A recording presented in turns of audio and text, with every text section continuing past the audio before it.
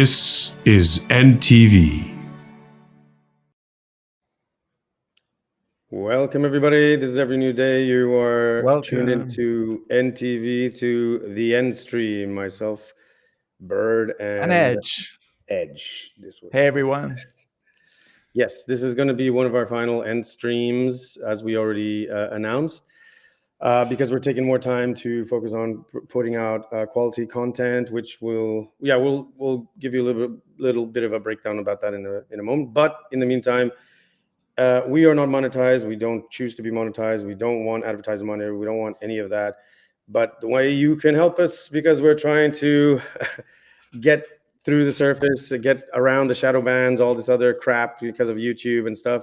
Subscribe on YouTube, share us, comment, like. Also on Rumble, please go over to Rumble too, because Rumble doesn't penalize us as much as YouTube does. Yeah. We're on Kick too. If you have a Kick account, sub to us there, and of course follow us on X and Instagram. We're going to be building those up a lot more, and yeah, join the Discord community. This is our community where we are trying to nurture and develop a really cool community of people dropping news tips and giving us ideas, and they can participate and contribute in different ways, and you can communicate with us directly from there. So yeah, all the links in the keep description. Releasing videos. So yeah, be sure to subscribe and follow. One click goes a long way, and also it helps us communicate when we have new videos out. Yeah. And it takes a lot of effort to make videos, and we want to communicate that to you that we're doing our best to produce the great content. And it would be a shame if you missed a video that we made, because because it's not alerted, right? Much into it. Yeah. If you're in the Discord community, you can get the pings whenever anything new comes out. And also, if you, I guess on YouTube, hit the notification bell, it also... Yes. Well, sometimes I've noticed that with other people, it's not working sometimes, because YouTube is just like that. But our latest video, The Dark Side of AI, was released. And you can check that out, where we cover most of the topics in relation to the implications of AI. Not all of it dark, but it's pretty neat. And we have other videos coming out, so we will be hopefully producing much more high production value, quality, topical videos, and they will be more or less once or so a week, with some obviously other videos and shorts and reels. And some will be funnier, some other stuff. We're planning also maybe doing some movie reviews in relation to the movies that kind of inspired us be great for this project. Also some other funny things, other stuff coming soon. So yeah, we want to make it more entertaining and engaging and relatable as well, on a more humane level. Exactly. So yeah, if you want to make a difference and help us out, support us that way, share with other people, subscribe, and yeah, we appreciate it. So yeah, today, one of our last ENDstreams for a while. We will bring them back, and we will be bigger and better when we do. But for this one, this is where we cover the news headlines over the last week. There's quite a few things that have happened, and as we usually do, we start with EU news. So little known topic, which hasn't been really discussed as much, but I thought we should raise it because it's kind of interconnected with some other headline news that passed this week. But it is the whole EU-Ukraine membership.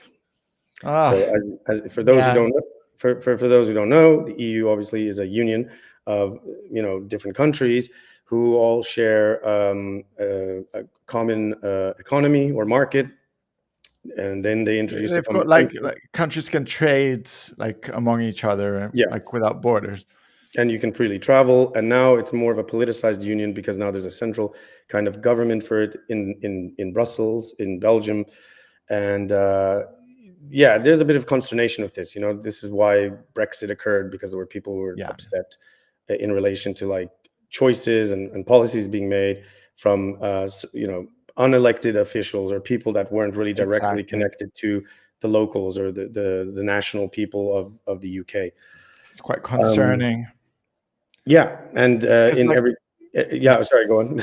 Yeah, sorry. Like on the one hand, we have like countries supposedly running themselves. On the other, we have like EU laws, which supposedly are above the country's laws, and like sometimes federal, they conflict and don't follow each other. But then, if the EU laws are above the countries sometimes, and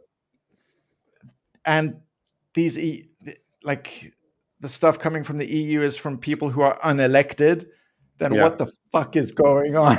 Like, I mean, are you serious? What kind of democracy is this? Democracy is like voting for your leaders. Like, this is not fair.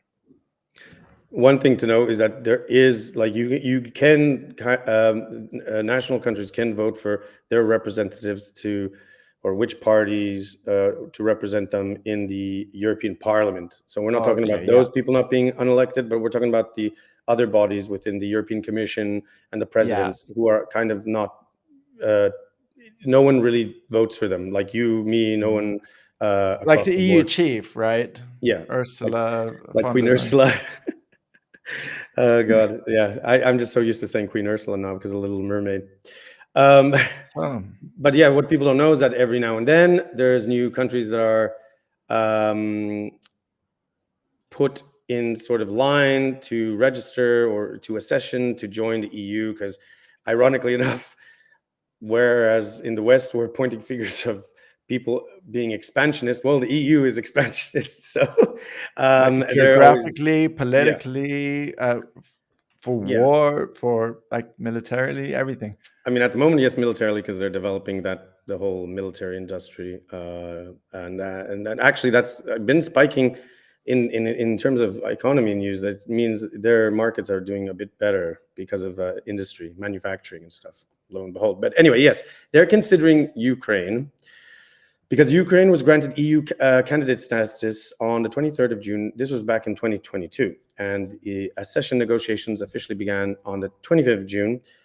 2024 so this was last year in Luxembourg, alongside with Moldova, the little known country which is next to Romania.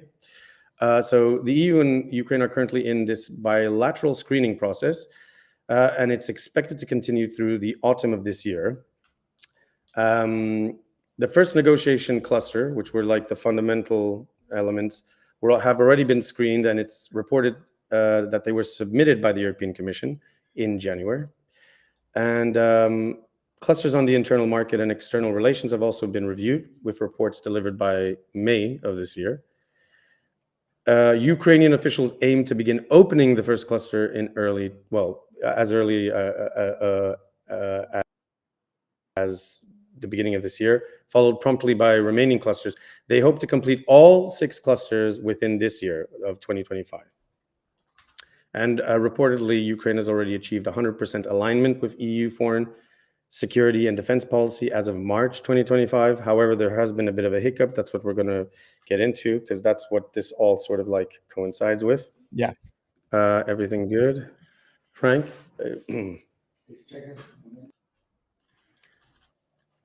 Just checking for in sync. There's a bit of a lag. Is it all good? Sometimes looks for you only. Well, okay. Okay.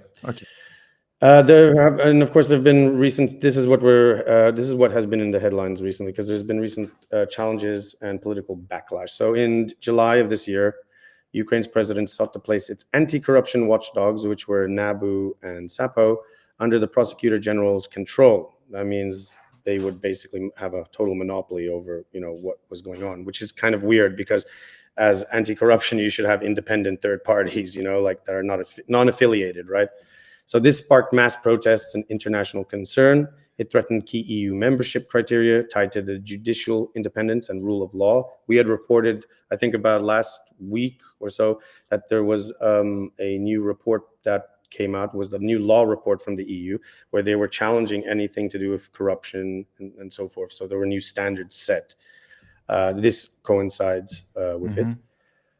In response, the Ukrainian parliament swiftly reversed the changes, and new legislation restored these agencies' autonomy, which, of course, EU officials welcomed, though they warned of lasting political damage to the Ukraine's EU bid. So, EU Commission President Ursula von der Leyen has reaffirmed Ukraine can still rely on EU support, but emphasized the importance of preserving democratic institutions. All 27 EU member states must unanimously agree, however, for the advance accession negotiations to go any further. Hungary's has been a staunch, kind of not too happy about this. They hold very many reservations, particularly over minority rights, democratic backsliding, which we'll get into a bit in terms of a discussion here. And these remain like the complicating factors. There is continued progress in the judicial reform, anti-corruption enforcement, and the alignment with so-called EU values, which every EU state maintains, which will be key to sustaining momentum. So the accession completion it's envisioned to be, it will be established 2030 or earlier, and that's a very unique year because we've all heard about Agenda 2030. Oh God! Right? And this is all provided the reforms stay on track and political conditions remain favorable. So, this is kind of interesting in terms of further discussion.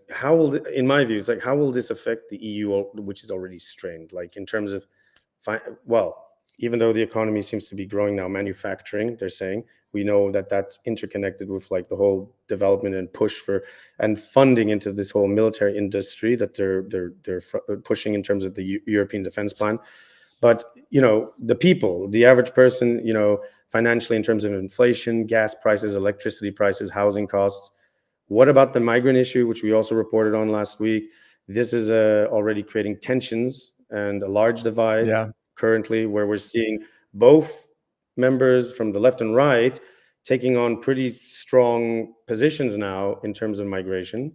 We're going to come back to this point later because this is another topic that we have to bring up that's coming later. We'll talk about it in a second. But the larger point in question is the purpose of the European project.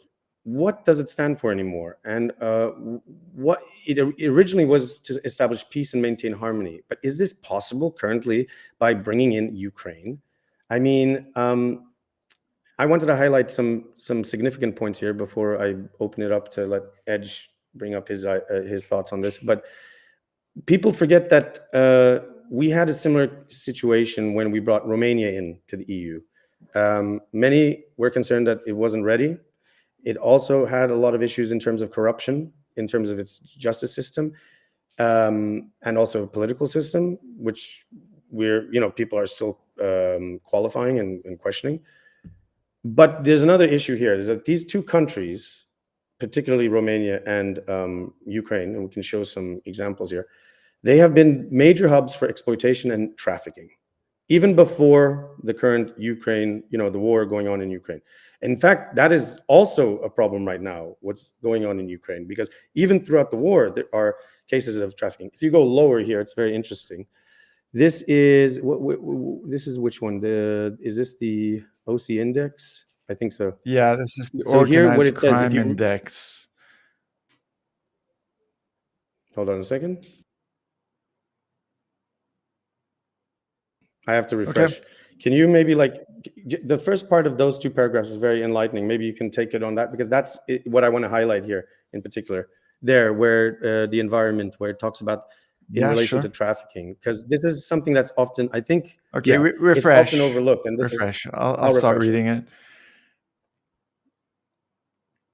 So apparently in Ukraine, there's a big issue regarding corruption. And that's why there are all these reforms coming up and everything. And so this site compares the crime of each country. And here, regarding the environment, the environment, here it talks about illegal logging and different issues. Hold on, wait. Yeah. There's one particular instance here. So in the first chapter section, where it says people. Okay. On the left column, it's stating the human trafficking market in Ukraine continues to be pervasive, with the country acting as a source, transit, and destination point for this activity. trafficking victims of Ukrainian origin are exploited for sex trafficking and forced labor in Ukraine, Russia, Poland, and other parts of Europe, as well as the Middle East, and a small number of foreign nationals are exploited for forced labor in Ukraine. So here we go, right? This is the first part. Now, on the other side, and this is like the top point, like on these issues, okay? On the second column in relation to Romania, Romania is a major country of origin and destination for human trafficking and remains among the top 5 in the EU for the number of victims concerned. People who become involved in human trafficking rings are usually exploited in the sex industry, agriculture, construction, domestic service, hotels, or for forced begging and theft in Romania as well as other European countries. So, my God, my point is sustained here, where there is like this was a known fact for a long time. Obviously, these are two countries that have very ex-Soviet or ex-communistic dictator historical background. So they were very impoverished. They suffered greatly, and that is part of the root of this problem. It's not the people, obviously; it's the system. And unfortunately, with a lot of that, Romania was under dictatorship as well. These two countries have unfortunately been exploited greatly in terms of trafficking, and this problem has never been resolved. And so my point is, what will happen now? Do we believe, once, first of all, there's the whole issue of international affairs here. The European Union is technically with NATO. So bringing Ukraine into the European Union is this kind of sly way of saying, okay, now they're under the protection of NATO. There's the other problem, which is, are we actually doing anything to assist the Ukrainian people further? Or is this just going to be further damage? So I don't know. This is my point in terms of the EU. Why do we keep expanding? And we're going to reach this topic again because we just brought up about migration, right? We are not fixing the things at home. We're not fixing the issues currently in other European countries. We're just trying to bring in more problems. And this is, I don't see how this is a net benefit for not only the Ukrainian people, but for also European people in the European Union. This is my concern. Obviously, there could be arguments that could sway and say, well, it's they would join the common market. That depends, of course, as well, because not every European Union country has joined fully the common. Well, so they have joined the market, but they haven't joined the currency, like Denmark and I forget Czechia. Switzerland. So I mean, well, it's not part of EU. But then we're going to see also a mass movement of people too, because that's what happened when we brought in Romania. That's what we brought in Poland. For Poland was for the better, obviously, but with countries like Romania, I'm not sure if that's the case, because Romania is still suffering a lot of corruption, and that's the trouble. And now we're highlighting the fact of these anti-corruption laws. Now we're seeing a backpedal. I mean, can we trust this? Come on. This is known as a very corrupt country. It is the major hub in the European continent. No politician ever talks about that, unfortunately, because obviously now the main topic of concern, which is true, is the war that's ongoing there. But even with the war ongoing there, guess what? Trafficking hasn't stopped. In fact, there's plenty of it going on with children and stuff. So, I don't see. Well, you go ahead. I've spoken enough. Yeah, I'm just gonna unload my thoughts. So basically, the conflict between Ukraine and Russia is the big elephant in the room. What's going on? And to be honest, the whole thing had the ball rolling because Ukraine was meant to be a neutral country without nuclear power, and it was meant to be a buffer zone between Russia and, let's say, the West, Europe, America, and NATO. And this conflict started because Russia didn't want, let's say, a nuclear power. If Ukraine joined NATO, Russia didn't want, let's say, a nuclear power on its borders. We don't want, let's say, another world war.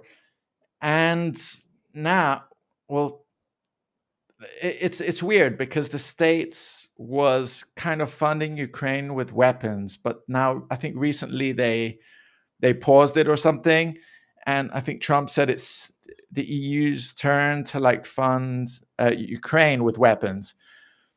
But like if Ukraine isn't part of NATO, but it becomes part of the EU, it aligns itself with other countries within the EU who have nuclear capabilities, like France and the UK. And I mean, the EU is a partner with and that's like a big risk towards all the other European countries. I mean, like it goes against the agreement. Like Ukraine shouldn't be part of, let's say, or have like free borders with a country which has nuclear capabilities. Like here I'm talking about like mass, like dangerous, catastrophic consequences, not just for particular countries, but possibly the entire world. Okay, so let me talk about some other issues over here.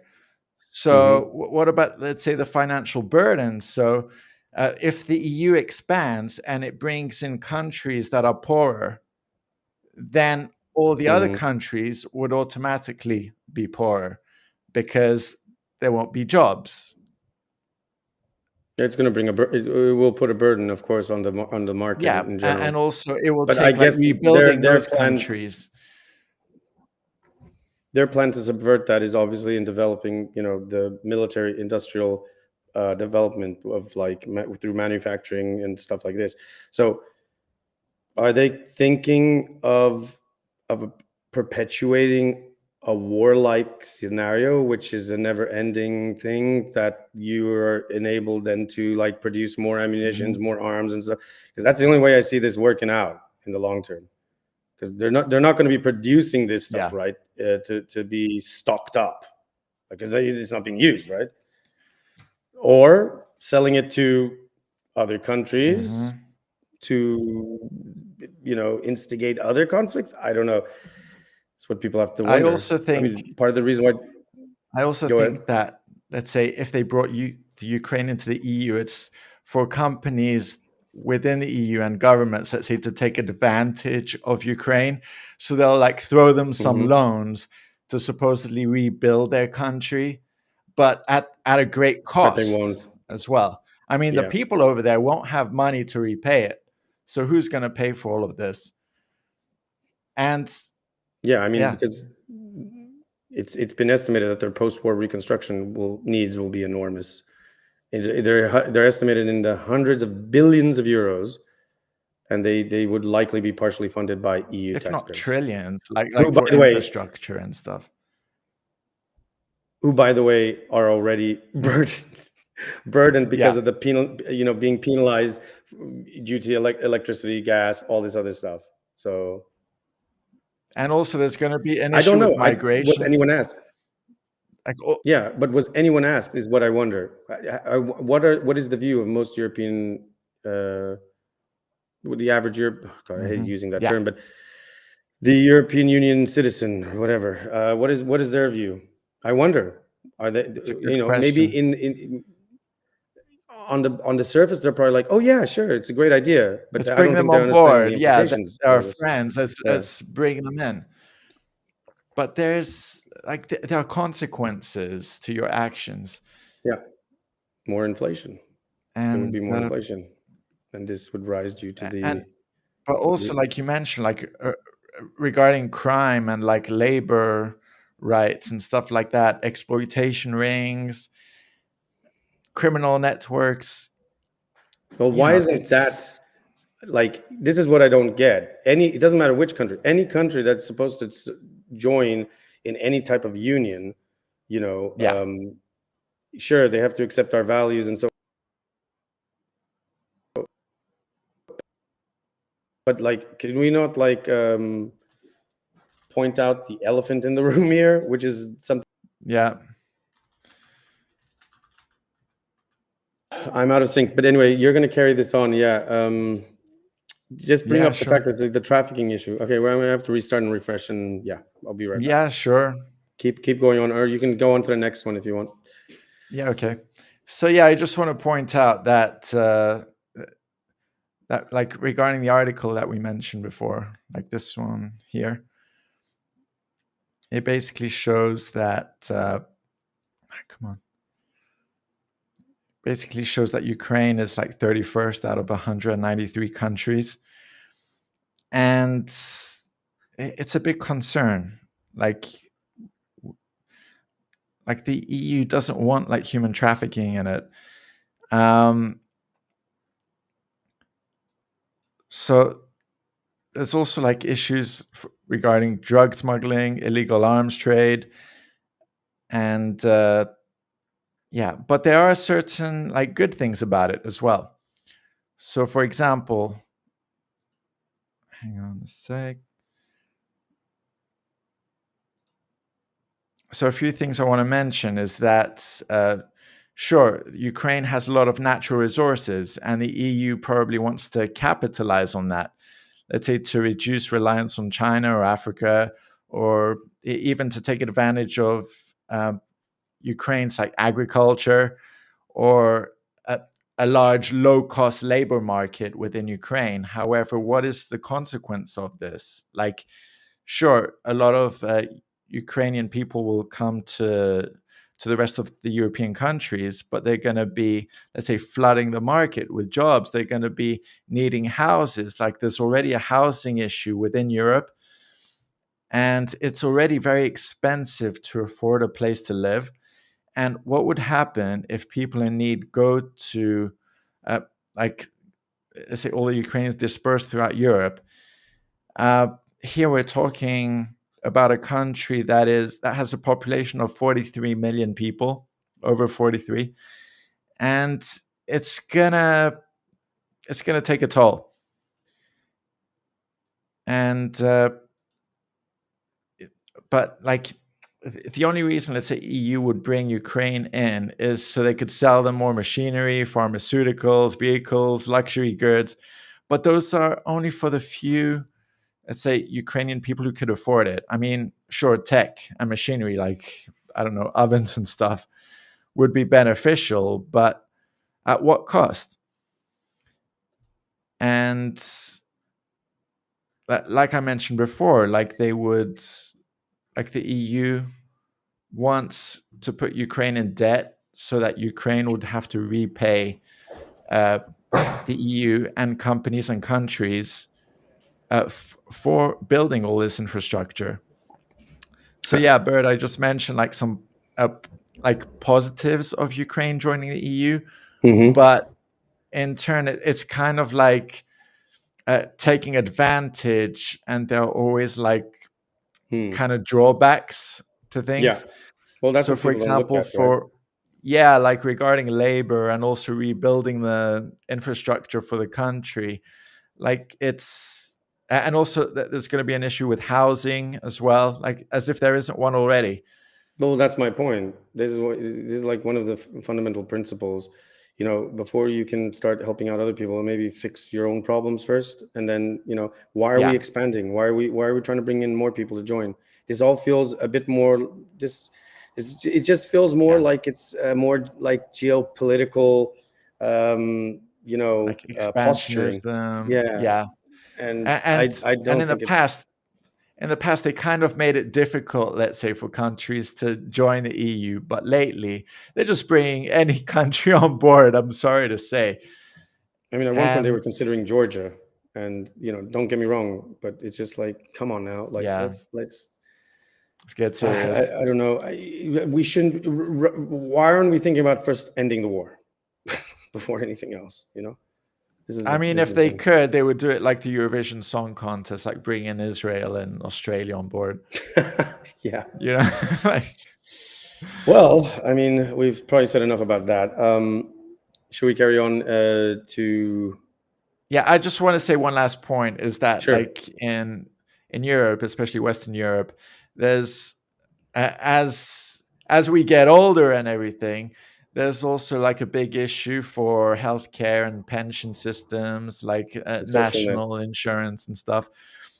And that goes for many countries: the UK, Germany, Italy, Netherlands, Greece, Italy, Spain, Portugal. Like everywhere, there's like a definitely big, the ones that are more affected in terms of the economy, like the southern states in the EU. So yeah. And there's an issue with like getting young people, like a workforce. And I don't know if this is also like an EU ploy, let's say, to get younger workforces in. But like instead of, if you can't fix your own countries, bringing in another country would not make it better. It's just going to make it worse. Like it's proven that the EU cannot manage people or situations or anything. Like this is just for certain under the table deals for these politicians to have interest in. Yeah. And get like commission of these special deals. And I guess with that kind of fits into further news recently, where Reuters has reported that German armed forces are seeing a 28% surge in recruits in NATO defense boost. We reported last week how now they're incentivizing, for instance, Romanian youth, because obviously the youth job market is down the toilet everywhere in the EU. So there's a lot of Romanian youth who are now joining the Romanian military, incentivized. But obviously, where's the money coming from in this new defense plan? It's the billions to trillions, God knows, being funneled into this. And well, there you go. Now we have the German armed forces also seeing an increase. It's quite fascinating that you're seeing this now, especially in light of how they're pushing this EU defense plan, aka the military-industrial complex that they want to establish. And as I said, once they've established this, people in the short term will think it's great because, it'll bring money in terms of manufacturing. But in the long term, we're going to see forever wars, never-ending wars and conflicts and other problems.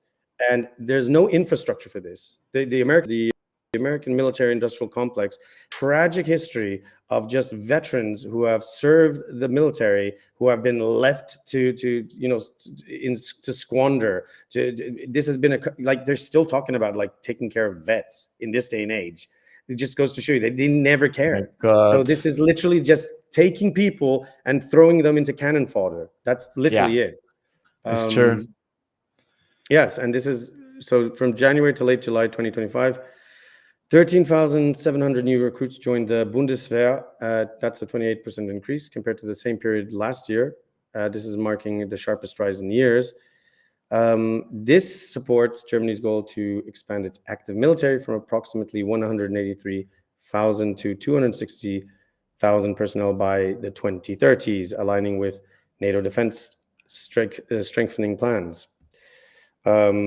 So the interesting thing is that Germany abolished conscription in 2011, but from 2026, all 18-year-old men will be required to complete a digital survey to measure interest in joining the armed forces. This is sick. It's bad. It's like stirring the water for something in the future. Yeah. Maybe they should ask them if they want war or not. I think most people don't. I think most people are frustrated and fed up with it. But apparently, it's the biggest business. And why does this matter, you may ask? Well, this surge is part of Germany's broader push to meet new NATO force obligations, obviously amid their heightened concerns over Russia, because Russia is the big threat, the boogeyman, because it's not the war on terror anymore, folks. It's not the war on terror. It's the big bad bear from the east, the Russians. Yeah. They're the big bad. And as we've already shown before with like the whole Russiagate nonsense and how they've perpetuated this. Russia. This has been a plan in the making. Obviously, does Russia deserve some criticism? Of course they do. Every country does. But are they the big bad that we have to now face? No, I don't think so. We're just making problems when there aren't any problems. Anyway, this rapid recruitment policy shift illustrates Germany's strategic move to bolster their NATO readiness and rebuild its military capacity. And I think if history says anything, we know that that never leads to anything good. But in other news, Germany is also delivering 2 Patriot systems to Ukraine in a deal with US. This is recently with Trump's sort of backsliding after he claimed that he wasn't going to. He said it's crazy to finance. Weird. Yeah, he said it was crazy to finance any of these things because this is like almost like a declaration of war, and then putting. Apparently, there's a lot of money in these Patriot systems. Yeah, and it's also important to note that Germany already delivered 3 of its Patriot systems to Ukraine, and yes, Friday they're sending an additional systems, and this won't affect the contribution to NATO Defense Alliance. So, yeah, this is just more and more. That's what our EU news is. It's just exposing like how the EU, which started off as a project for peace and harmony to stop wars, is becoming more and more aligned with provoking and pushing towards war. Yeah. A war machine. So, yeah. In other news, well, this is something we were going to highlight too, because it kind of fits in with what we brought in about the migration issue. If Ukraine comes in, well, guess what? A French court rules Palestinians in Gaza are eligible for asylum in France. This was when was this? This was the ruling was on the 11th of July. Now, this is obviously already creating massive division and issues, because obviously the EU is already coming from, the previous refugee crisis, Syria, and then the whole sort of asylum policy that was completely too broad, and every country, it made so many tensions between people. It was one of the issues also that pushed for Brexit, I think, amongst other parties that it's causing concern. And now this is being put on the table, which is interesting. Obviously, if my view is obviously like, if people are in need, then yeah, sure, we should help them. But this, I just see this as putting more salt in the wound. I just want to point something out that might be obvious or not. Like, I don't know, like there were talks that the UK was thinking of like recognizing Palestine as its own country. Mm-hmm. But the thing is, though, is that this whole like Gaza issue, like we had videos recently, how people are kind of put into concentration camps. We know that humanitarian aid is completely blocked, that people can't get out of this zone, that people are starving to death. And here we're like, oh, we're going to accept people from Gaza. Well, you can't even get into Gaza. Like, ask Greta Thunberg what happened when she went over there. Like, how are you going to bring people from a place that's kind of secluded and you can't reach? It's blocked. They've blocked these people there. Yeah. Well, I think I guess Israel wants to get rid of them. Well, but that's another thing, because that's another point I wanted to make. It's not only the case that this is like, okay, now we're going to bring in more refugees and we're already dealing with this thing, and this is a broader topic of immigration now, and everyone's talking about that in the EU. But also, I don't think the Gazans want to be like, is this now a ploy? Like the whole trying to take the whole population of Gaza into the humanitarian camps, which, by the way, apparently was dropped soon after. But now it's like, oh, it's a win. We're just going to move all the Gazans now to Europe. Is that what they want? I don't think that's what they want. Anyone ask them what they want? I don't think they want to be here. I think they just want their own country or something. Or maybe they just don't want war anymore. But anyway, this is in relation, obviously, to asylum seekers from. It's like an easy solution, basically. Just bring them over here. Yeah, I just, again, this is, I think, not taking into view like the current problems, addressing those problems, fixing those problems before we bring on more problems. And like we have our own issues. Soon we're gonna have like Ukrainians and people from Gaza like competing for jobs. It's like, I mean, this housing benefits. The news is reporting this as, critics warning that with France, that they could face a right-wing backlash because of fears of uncontrolled immigration and the ideological risks, the culture clash, the further strain on social cohesion, etc. I mean, the reality is that most Gazans, I think more or less 80%, are already registered as refugees, given the situation.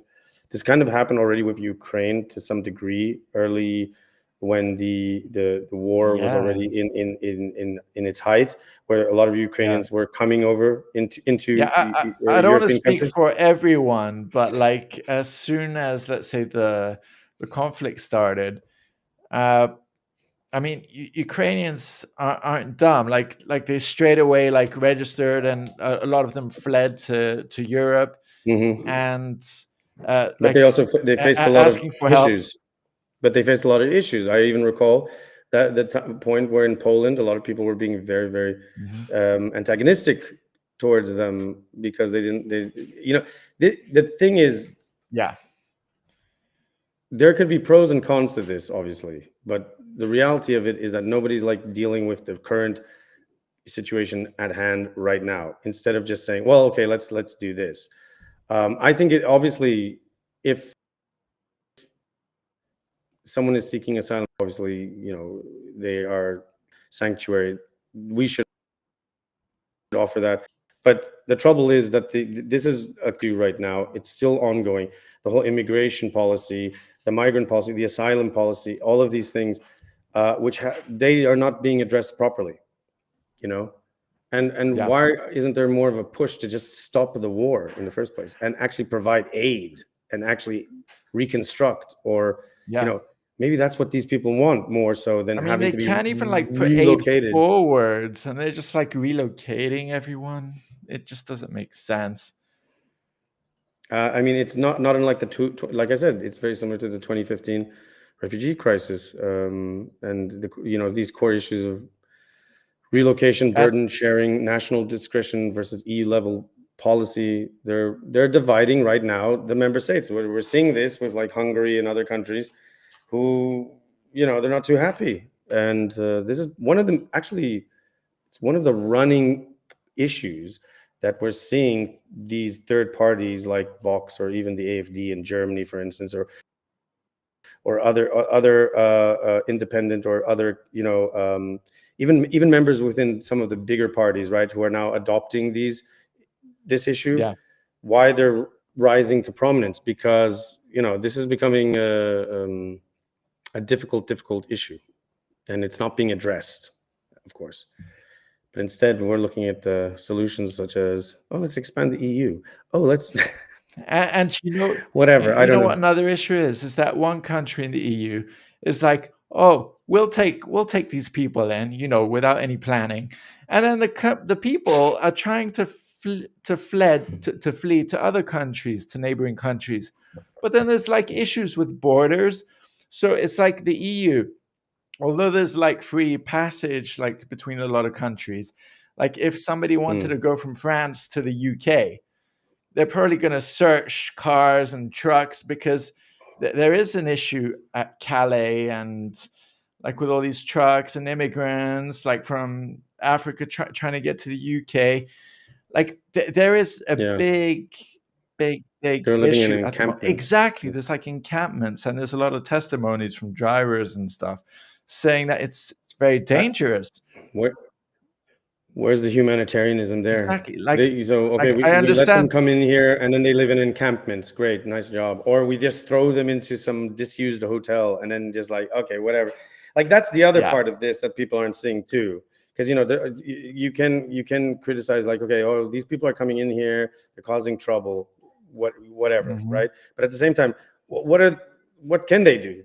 They're brought here, and then they're stuck in this thing, and they don't know what to do. They can't get. They're not given jobs, and they're basically they can't do anything, and so it's a catch-22. It's a mess on both sides, and it's very expensive for them as well over here. Yeah, there's literally no infrastructure. I mean, people who already wasn't an infrastructure find it difficult to survive. Like, what if you don't have a job, dude? There's no infrastructure already for as we talked about, for people who are already having difficulty in their countries in the EU. dealing with all these problems. And on top of that, then you got these other people coming from these crises, and then they're just funneled in. Yeah. And then okay, we take care of you, but like with this amount of allowance, this, like it's just madness. I don't know. Anyhow, well, let's finish up our. I think this is also relevant because we have to move up ahead until we get into our U.S. news section. But there is an interesting article here where TechRadar says that the UK is now applying online age verification, which is landing in the EU. So this is after the UK introduced this, which I was not familiar with. But this is very interesting. So this is actually interesting. We made one of our first videos on the channel, which you can check out, which was social media banned for children. This has been a controversial point of mine where I've been saying that, we've been having trouble even posting stuff on YouTube because we're not made for kids, but we still get penalized because everything is, they say catered for like to be safe, but then it's like, why are kids even allowed access, exactly. to certain platforms? We've clicked like for our videos to be for adults, for like over 18 or something, and yet we still get flagged for stuff that adults should be able to judge. Yeah. And, as I said before, back in the old days of TV, it was, daytime, and then after 6 o'clock. Oh my God, the things on TV. I don't want to even say anything. And in my belief, we already know, because if you look at our video, we talk about the psychological impact and all these other problems with kids being way too much exposed to social media and consuming too much of this stuff. And not only that, but it's the fact that they are being exploited, not only by certain content creators, by influencers, they're being exploited by advertisers. And that's the worst. They are the worst culprits. They know exploiting kids, and yet they have the audacity then to go against other creators or other people putting out content saying, oh no, this is too much, this is too edgy. It's like, whoa, what are you doing? What you're doing is even worse, in my opinion. But this is our video. Yeah, you can play it back in the with the so this was the video. But yes, I think that's a good thing that they're going to have an age verification. It's high time. There needs to be certain measures put into place, because it as was predicted. And I mean even I said this way back when. I said YouTube would be the next TV. It has become the new TV. And live streams and everything, it's just there. Yeah, they need to make it more safe. And the problem is parents, the responsibility comes down to the parents, but the parents, they're not taking attention, they're not paying attention enough. And the other thing is there's not enough restrictions. So yeah, there needs to be something put into place here, because it's in many cases they can just lie about the year or something, right? Yeah. So there needs to be some sort of other form of age verification, something, and there need to be limitations put into place. Oh yeah, for sure. But they know that the biggest attention, the biggest money, the biggest audience, it's kids, and that's why they target them. So I want to see how that's also their future customers as well, because they know kids are going to live longer than old people. Like, why target old people if they're going to die like in 10 years? They're going to lose all their customers. Yeah, exactly. And that's just sickening if you ask me. But yeah, it's an interesting development.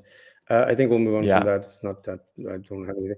So I think we're going to do a quick 5-minute break before, just to check with everything technical as well. I need to do another. Everything's been okay so far, I think so. So, and then we're going to go right into just 5-7 minutes, and then we're going to go into our US news section. Yeah. Yeah, sure. What do you say about that? Yeah, sounds good. Let's go on that break. Okay, we'll be right back in about like 5 minutes. Catch you in a bit.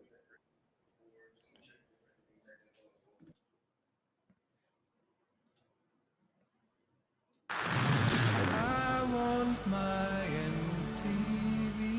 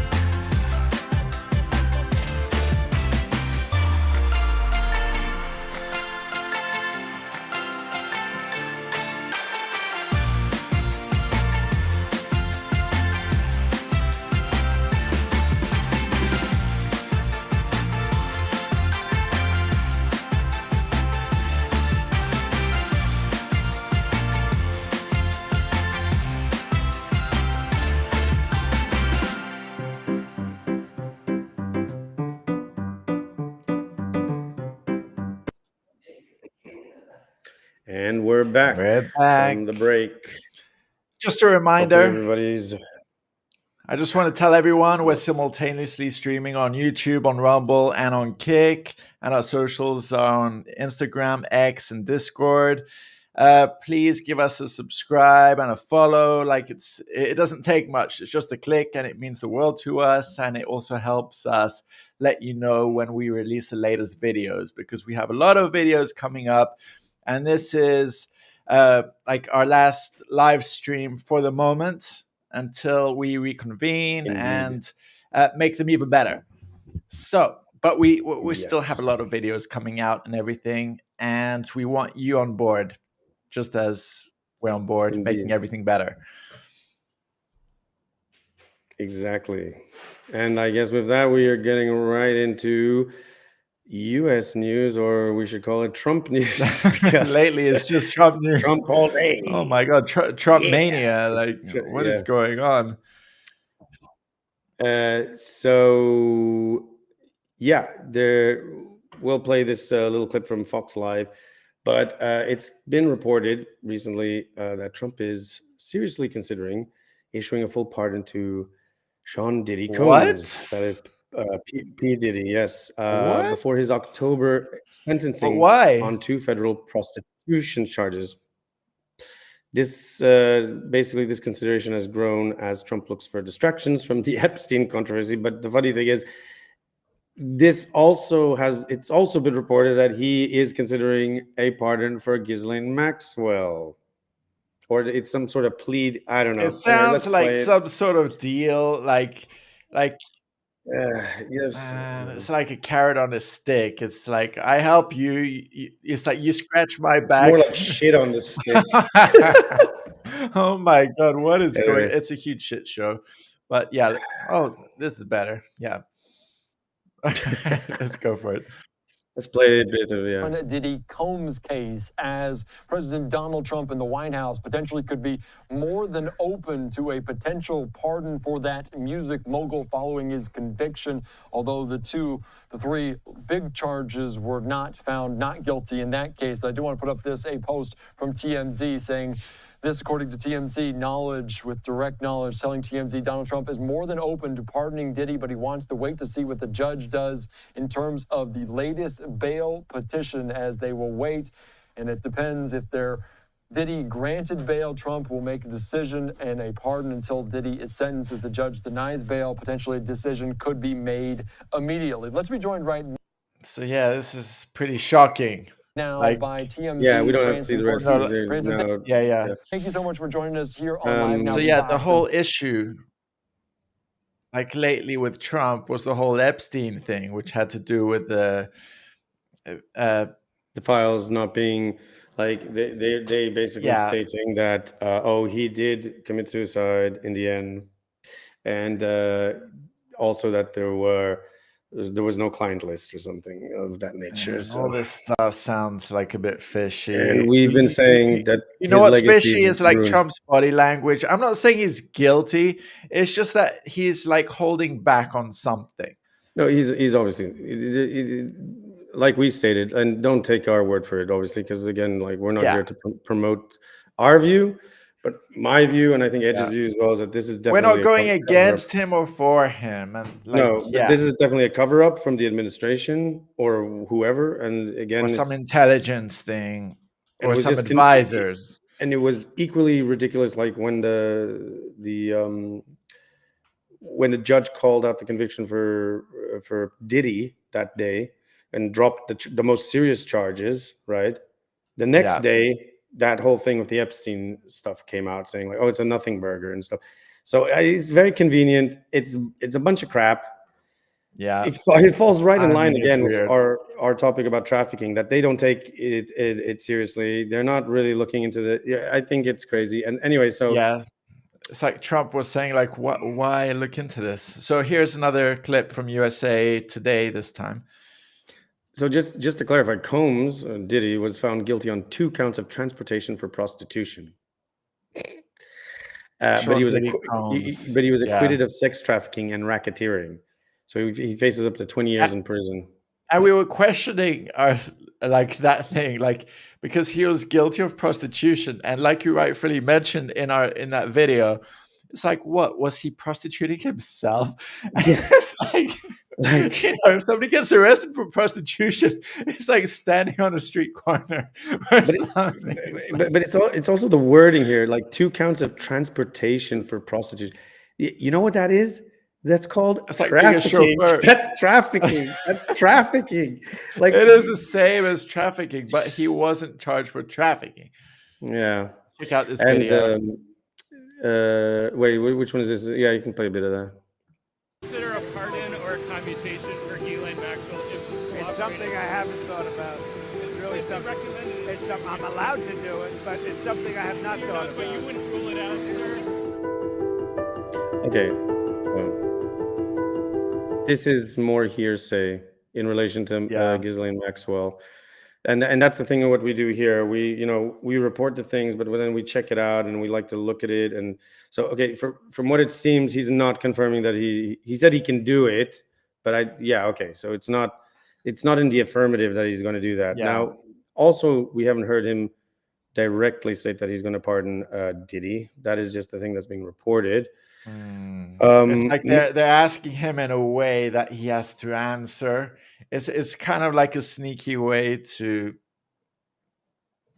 I mean, it could be the case that he did mention. I don't know. I mean, we have Megyn Kelly. For those who don't know, Megyn Kelly rose to prominence because she was one of the first interviewers when Trump was campaigning, and he was one of the reporters. She originally she didn't like Trump, or he didn't like her, because she questioned him about when he was in the Republican primaries in the first round of the presidency back in 2016, that he's been labeled as sexist and da-da-da. I'm pretty sure the feeling was mutual between them. They hated each other. Well, he cracked the joke about Rosie O'Donnell. Only Rosie O'Donnell, and everyone laughed and everything. And Megyn Kelly was working for Fox, and then later on she left Fox because of there were some scandals there too. Now she's kind of like an independent, but then she came back onto the Trump MAGA movement, and she's become a big supporter. But now she's rightfully so, I would say, highly criticizing and warning about pardoning Diddy. We have a bit of a video, I think, from the New York Post in relation to this. And I would agree. I mean, why pardon Diddy? Like, I'm sorry, but I'll show it now. The evidence is overwhelming, and the fact that he wasn't even charged for the most serious crimes. Give me a break. I mean, this just goes to show you there's different rules for those above. And is this it? No, here it is. Okay, is this it? This isn't a video. Okay, there's no video then, I guess. No, there's no video. It's an article from the New York Post. Well, she's been criticizing. Yeah. So in terms of the Ghislaine Maxwell, the context has been kind of misrepresented here, that he's not ruled out the idea of pardoning Maxwell. That's not true. So Maxwell is currently serving a 20-year sentence for sex trafficking. That just goes to show you how serious our justice systems take trafficking. In my opinion, they should instate the death penalty. But that's another thing. Anyway, and recently met with DOJ officials. That is obviously the DOJ being the Department of Justice, which Pam Bondi is in charge of, and her legal team, who have launched a Supreme Court appeal. She argues an earlier 2007 plea deal for Epstein should extend to her, claiming her prosecution was invalid. So this news came out, in Virginia Giuffre, who is one of the prominent victims and survivors of Epstein, right? Oh my goodness. Her family is strongly opposing any pardon for Maxwell or any commutation, warning that clemency would be a travesty of justice. I mean, right now, the whole thing is a travesty of justice. It is. They emphasize, this is Giuffre's family, her desire for Epstein-related records to be released, and her belief that Maxwell should remain incarcerated. Well, if she was involved with trafficking, which we know she was, death penalty. Sorry. I know I'm sorry to trafficking, and I'm not talking about drug trafficking. We're talking about human trafficking. You are human the trafficking. Worst. You are the terrible. Worst. You're not human. You're not human. that destroys. Yeah, it's just disgusting. Like I don't say disgusting much, but that is like. And I'm not even usually in favor of the death penalty, but I'm sorry, but with this, it's just there's no, and it's not just for this case. It's like in general, everyone and anyone involved in trafficking, like in any country, like any ring, any whatever. Like there's no. And we will be doing eventually ENDtv report on this topic, but pooling together all our resources on this, because this is a big thing, and of course it's going to get shadow banned. So that's why we say subscribe to Rumble, because you can always see the uncensored everything over there. So make sure if you don't have an account, get one now. Join us on Rumble, because we're trying to push our Rumble channel a bit more, seeing as we have more liberty to post the truth there. I'm not saying this is going to be the case, but we might post something completely irrelevant to politics, like this case. That we're not saying we're for any politician or not, but like just by mentioning this case, like YouTube might flag us to be on one side or another, and it's pretty unfair. Yeah, because we're not even saying we're not saying anything about the president. We're just we're election interfering. Like we just don't know. Like this is a legit case, and people want answers. This is a case that's been going on, and this is a serious.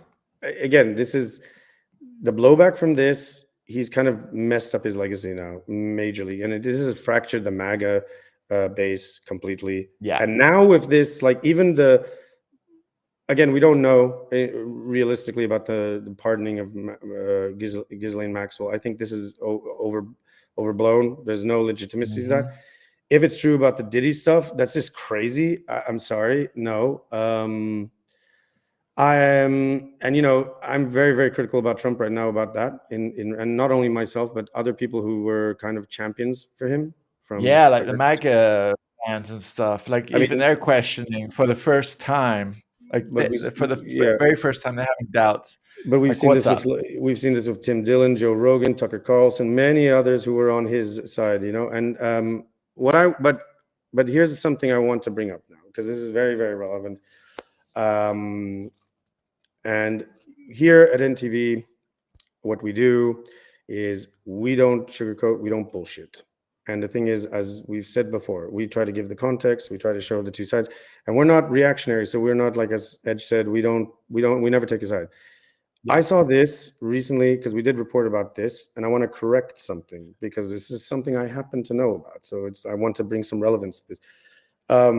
It was the same thing when Tulsi Gabbard brought up the Russiagate thing, and people forgot about the Steele dossier, because a lot of people are now critical, saying, "Oh, she's politicizing the thing," and it's like, hold up, but we knew that the Steele dossier, that was Hillary Clinton's campaign, the DNC was involved, and that was proven to be fraudulent and everything, and that was trying to frame Donald Trump, and that was proven without a shadow of a doubt. So now when Tulsi Gabbard comes forward talking about Russiagate and the interference thing and meddling with and now people questioning, saying, "Oh, it's conspiracy," and then they're trying to be, polarizing about it. We give that context, and our video about the Russiagate thing is going to drop soon, so check it out and you'll see. But you have to always look at the things contextually, and you have to be fair. You may not like the people, but you still have to be fair. So here's an interesting piece. This was in relation to what we reported in regards to the Wall Street Journal, which came out with a report saying that, which happened to be true. It is true that Trump was mentioned in the Epstein Files several times, and he was, I think he was notified about this prior to the announcement that they made when they said there was no client list. Okay, but there's this one part here in this is MSNBC, correct? Edge, right? Yeah, Trump hates this channel, by the way. Well, in this piece, this is a very damning point in this so-called report, and I needed to clarify this, but we're going to play it out first, and then I will go into it. Okay. The Journal offered a full description of the birthday letter without reproducing a copy of the birthday letter in their reporting. So they're talking about the Wall Street Journal, who mentions that there was a birthday letter or card or whatever that Trump sent to Epstein, which was damning. and they haven't provided it. There's been no proof of it, but they're providing the text, right? And this is now. I've heard of this. I actually heard a rumor that there's a drawing in it. Yeah, let's they'll read it. The reporting says inside the outline of the naked woman was a typewritten note styled as an imaginary conversation between Trump and Epstein, written in the third person. Voiceover. There must be more to life than having everything, the note began. Donald. Yes, there is, but I won't tell you what it is. Giuffre. Nor will I, since I also know what it is. Donald. We have certain things in common, Giuffre. Giuffre. Yes, we do, come to think of it. Donald. Enigmas never age. Have you noticed that? Giuffre. As a matter of fact, it was clear to me the last time I saw you. Donald. A pal is a wonderful thing. Happy birthday, and may every day be another wonderful secret. Wait a second. Can we go back to the description of the birthday letter? I think I got the wrong, where it discusses about what was drawn in there. Oh, yes. Here. Wait, I've got it for you. I'm going to send it to you. Hold on. Is it this? Here. Sorry about that. It's at 7:33. Yeah. 7:30. Yeah, there's good. 7:30 is good. Okay. Play that. Here. Of that birthday letter to Jeffrey Epstein. The letter. Pause it here. That's it. That's correct. Okay. Let's play this. So this is the supposed birthday letter that Donald Trump sent to Jeffrey Epstein, as we said. This is what the Wall Street Journal claims they have. And this is the whole thing. Anyway. Yeah. Bearing Trump's name, which was reviewed by the Journal, is bawdy, like others in the album. It contains several lines of typewritten text framed by the outline of a naked woman, which appears to be hand-drawn with a heavy marker. A pair of small arcs denotes the woman's breasts, and the future president's signature is a squiggly Donald below her waist, mimicking pubic hair. What? Like, that's so weird. Letter concludes, happy birthday, and may every day be another wonderful secret. I'm not going to lie, this is a bit strange. Well, fast forward to the part where JD Vance is critical about this. I think it's... before the point, Trump's truth. You just had it there. Yeah, you can fast forward to that. 1 sec, let me find it. No, you just passed it. It was there. The truth tweets by Trump before. Here. No. Before that, there was the. Go back. You'll see it. It'll flash up. Back further. Yeah, the truth. Yeah, I think they read it out as well. This is what Trump. This was his reply in relation to the Wall Street Journal report. Yeah. Only his threat. It's just a threat. To sue the Wall Street Journal, saying the Wall Street Journal and Rupert Murdoch personally were warned directly by President Donald J. Trump that the supposed letter they printed by President Trump to Epstein was a fake, and if they print it, they will be sued. Mr. Murdoch stated that he would take care of it, but obviously did not have the power to do so. The editor of the Wall Street Journal, Emma Tucker, was told directly by Caroline Leavitt and by President Trump that the letter was a fake, but Emma Tucker didn't want to hear that. Instead, they are going with a false, malicious, and defamatory story anyway. President Trump will... Caroline Leavitt is the one who communicates to the press. She's the spokesperson for the White House, right? Communications, yeah. And then we can fast forward to the JD Vance part. So just we have everything in context for our viewers so they can see. So this is JD Vance. So what? Maybe you can go a bit before, because he warbles on a bit too much for this. For way too many minutes. But he does basically bring up the point that he said that JD Vance kind of went against Donald Trump's wishes when he tweeted this. Which I don't know why, but okay. But here we go. So shall I read it out, or shall I let them read it? You can play it back. Wall Street Journal should be ashamed for publishing it. Where is the letter Would you be shocked to learn they never showed it to us before publishing it? Does anyone honestly believe this sounds like Donald Trump? And in another post, JD Vance wrote, doesn't it violate some rule of journalistic ethics to publish a letter like this without showing it to the victim of this hit piece? Okay, so here's the thing. I can see why Donald Trump hates MSNBC, because we've also brought this up. Like, most of the news today is just trying to grift and cash on anything and without double checking stuff. Anything negative and just blurt it out, just put it out there. I can say, and don't take my word for it, but I can tell you without a shadow of birthday letter, supposed birthday letter, Wall Street Journal is claiming, is a bunch of bullshit. And I explain to you why. This is how stupid the this is how stupid the people are. Burger, do you reckon? Another nothing burger. Nothing burger. This is how stupid the people who hate Donald Trump are. Not all, but the ones who try to bring him down. Just like with anyone else. Because they tried this tactic before and they fucked up. Do you remember which one it was? The Steele dossier. But people forget what was in the Steele dossier. What did it say? It said that the Russians had blackmail over Donald Trump because they had like audio recordings or something of Donald Trump being in a hotel doing water sports. I won't go into yeah, that was way at the beginning, like these perverse water sports with prostitutes and stuff. Okay, why did they go this angle? I tell you why they went this angle, because Donald Trump is a womanizer. Yes, that is his major vice. Okay, he doesn't do drugs. He's not into alcohol. He's not in, any of these things. Yes, he does that's well documented. He's just into Diet Coke. Diet Coke, yeah. And they tried to run this really perverse thing. It was a bunch of nothing. It was fraudulent. It was fake. They're trying to do the same thing again, but they missed out the fact that, unfortunately, yes, he might be a womanizer. He does like the company of women, but he's not paying for prostitutes, first of all. He doesn't have to. Secondly, Donald Trump has mentioned numerous times, he's not an artist. He never does that. He's never drawn or done crap like that in his life. He's actually made commentary about it once when someone asked him to draw, and he's like, I'm not an artist. I never was.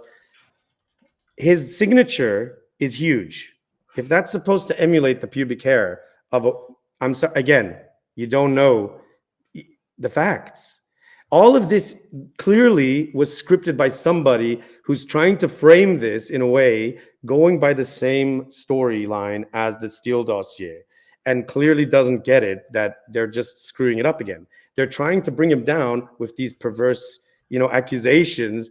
And the thing is this, if there's something, I believe there is a connection to Trump and Epstein, but like Whitney Webb says, I think it's more in terms of some financial connection. But they're trying to go around it in this way. It's so dumb. And also another thing is, yes, when they were reading out that conversation between Trump and Epstein, again, that's not Trump. Did you see how Trump, an enigma? When does Trump use words like that? That isn't Trump.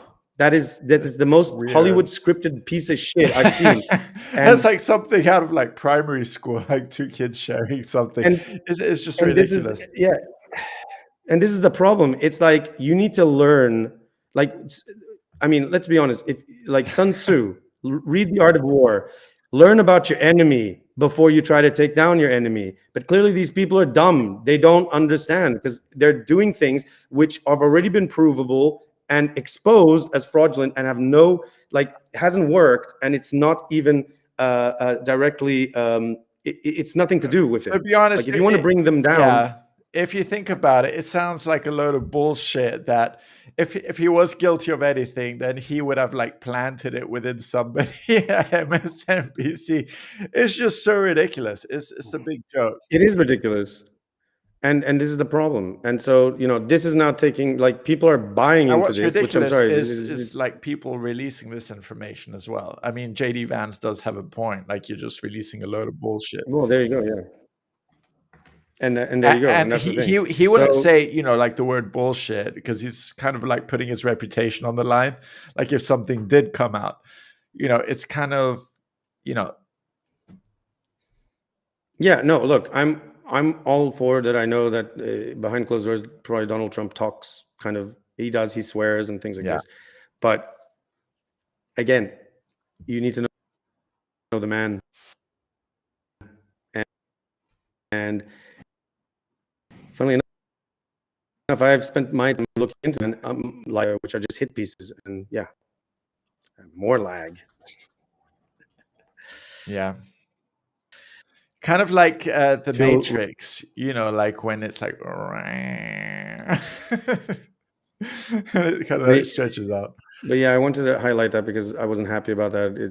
It pissed me off, and yeah.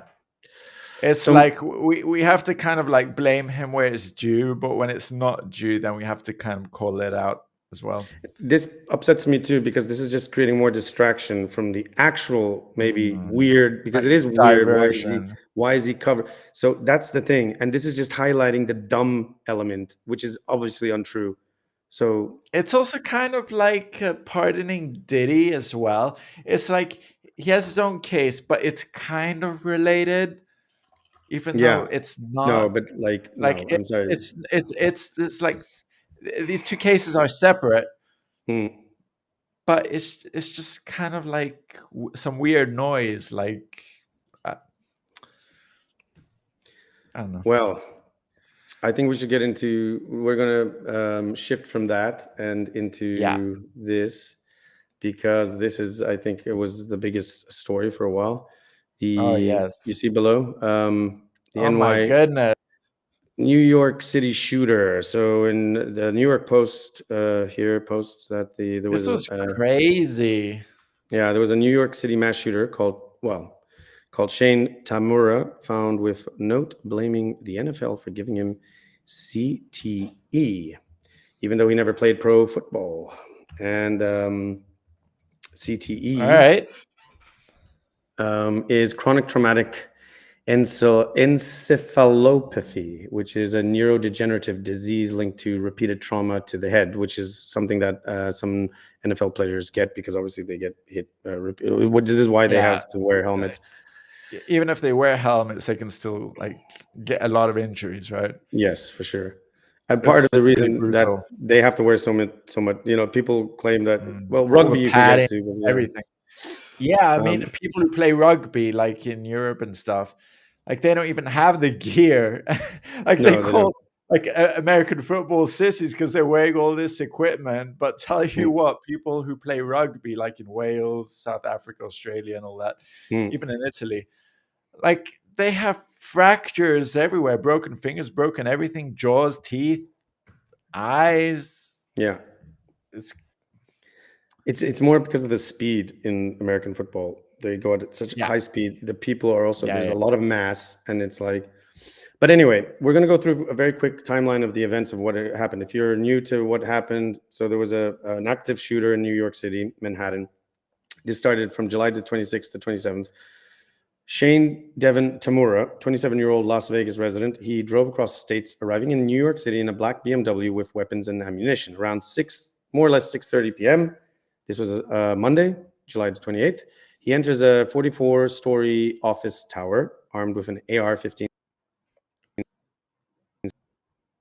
style rifle and in the lobby and offices. First in the lobby, the NYPD officer, Didarul Islam, that was the name, and working as building security, and Alain Etienne, another security guard. He injured an NFL employee. So NFL, if for those who are not familiar, is the National Football League in the United States of America for American football. Yeah. Where was I? Sorry. He killed, this NFL employee, and then proceeded to go upstairs. On the 33rd floor, he entered the Rudin management offices, killed 2 more victims, including Julia Hyman. One survivor hid in a closet after pleading she was a cleaner. Finally, Tamura died by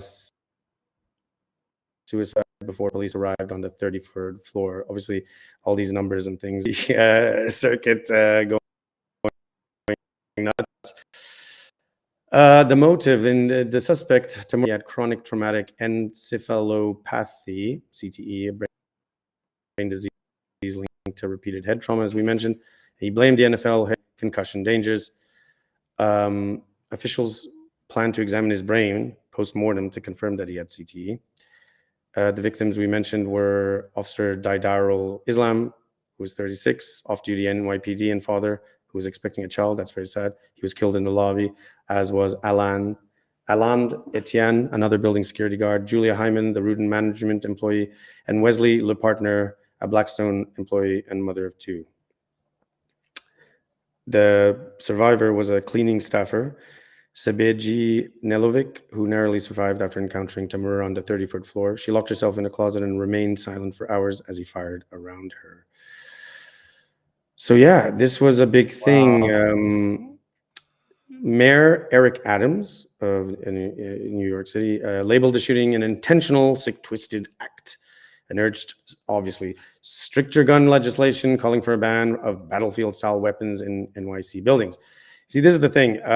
Sure, we can have regulation and standardization for, like, you know, who has the, you know, which I think there is some logic in terms of, like, with any driver license too. But by the way, they give those out willy-nilly. But having some sort of license or standardization of, like, you know, if you're right in the mind. But one thing that they always skirt, because that's what they fall back on. It's always like, ban the guns, ban the guns, ban the guns. Look, if they don't have the guns, they'll use a car, which we've seen in Europe as well. This has happened. They'll drive the car. They find other ways, or they get like a hunting rifle, or you know, the main thing here that nobody's or a knife focusing on is the mental health aspect here. That's the point. Like the issue, the core issue in this case. Like, why did he do it? Like, what? Yeah, because it's wacky. So this tragedy has reignited a debate about workplace violence preparedness. So nearly 40% of companies lack emergency plans, prompting calls for legislation and corporate action. What a surprise that the company you work for actually gave a crap about you for your health and security, right? Yeah. But they're always pushing for, like, what is it, health and safety? Because that's always a big thing. Yeah. Yeah, he had a mental health history, by the way. Shane Tamura. He traveled cross country, claimed he had CTE. He was like from the west coast of the States, like, if I remember, or something. Yeah. And he traveled all the way to New York City. Yeah, and I'm more intrigued about his background and what you see. That's the problem that they never want to get to, because I think they're hiding something, especially with a lot of these cases. Because what about the mental health aspect? And there's a video I wanted to point out here, because I saw this not too long ago. I forget, it was kind of several years ago, but it highlights something, because we've already mentioned about, like, you know, how technology, how social media, how a lot of these things, and on top of like just the environment in society today is affecting a lot of people's mental health. Mental health is a big thing. That's another report that we want to do down the line, focusing on the mental health crisis, because I've been saying for a while now that the biggest crisis we're ever going to encounter, and it's on the horizon, and psychologists and people have been talking about this, it's not going to be a recession. It's not going to be climate change. It's the socio-psychological mental health crisis. And when that happens, there's no infrastructure. That's going to be a massive thing. And this video is very interesting, because I remember watching this not too long ago, and it really started to make me think. Do you find it? So, okay, so it's about 7 minutes, but we don't have to play all of it. It's from the infographics show, and it posits the question of why this generation, it's referring to obviously the newer generation now, Zoomers perhaps, will have more serial killers than ever. Do you see it? It's a bit further down. I'm just going to play it now. Yeah, and so if for those not familiar, back in the 60s, before you play this, back in the 60s and 70s, I think it'll highlight this too. From the 70s upwards until the early 90s, there was a rise in serial killers, spree shooters, things like this. Most of it was blamed on the fact that a lot of these people were coming off the back of Vietnam and potentially also, like, you know, other wars, and they were like, oh, I've seen Rambo. Well, there you go. I think that at least PTSD the first, and the first few minutes of this are quite interesting, to say the least. So can watch it. Yeah, I do like the infographics show. Like they present things in a very interesting way with animations. The reason I want to bring this up is because I think it does highlight in terms of what we've brought up in the past as well, of this mental health crisis. And I think this is not the thing. They're not, our leaders and our politicians are not focusing enough attention on this. And this is the major thing that is going to become a problem. And I think this is an interesting insight on it. Just give me 1 sec to make sure it's playing properly. Right. There's no complete data that tells us which era had the most active global serial killers. If we look at the USA alone, though, in the 70s and 80s, they did seem to have a lot of maniacs killing multiple people. It was the 1970s when we first had serious criminal profiling as we know it today, as you might have seen in the show Mindhunter. Such profiling techniques were used to track down the likes of the notoriously brutal Ted Bundy. Psychological profiling was not just used to track down serial killers, but it is the modus operandi of killers that has made the most compelling tales. Are these profilers about to get very busy? That's what we'll find out today in this episode of the Infographic Show. Why this generation might have more serial killers than ever. Okay, so let's look more closely at the question of if the 70s and 80s really had more serial killers. The BBC asked this, and indeed the conclusion was, yes, it is a fact. The Beeb interviewed a man who had been studying serial killers for many years. He said serial killing started becoming more common in the 1960s, and then got even worse in the 70s and peaked in the 80s. We might recall the names of some of the worst killers we've ever heard about in the aforementioned Ted Bundy, and add him to the likes of John Wayne Gacy, Jeffrey Dahmer, William Bonin, the Freeway Killer, or over in the UK, the infamous Peter Sutcliffe, the Yorkshire Ripper.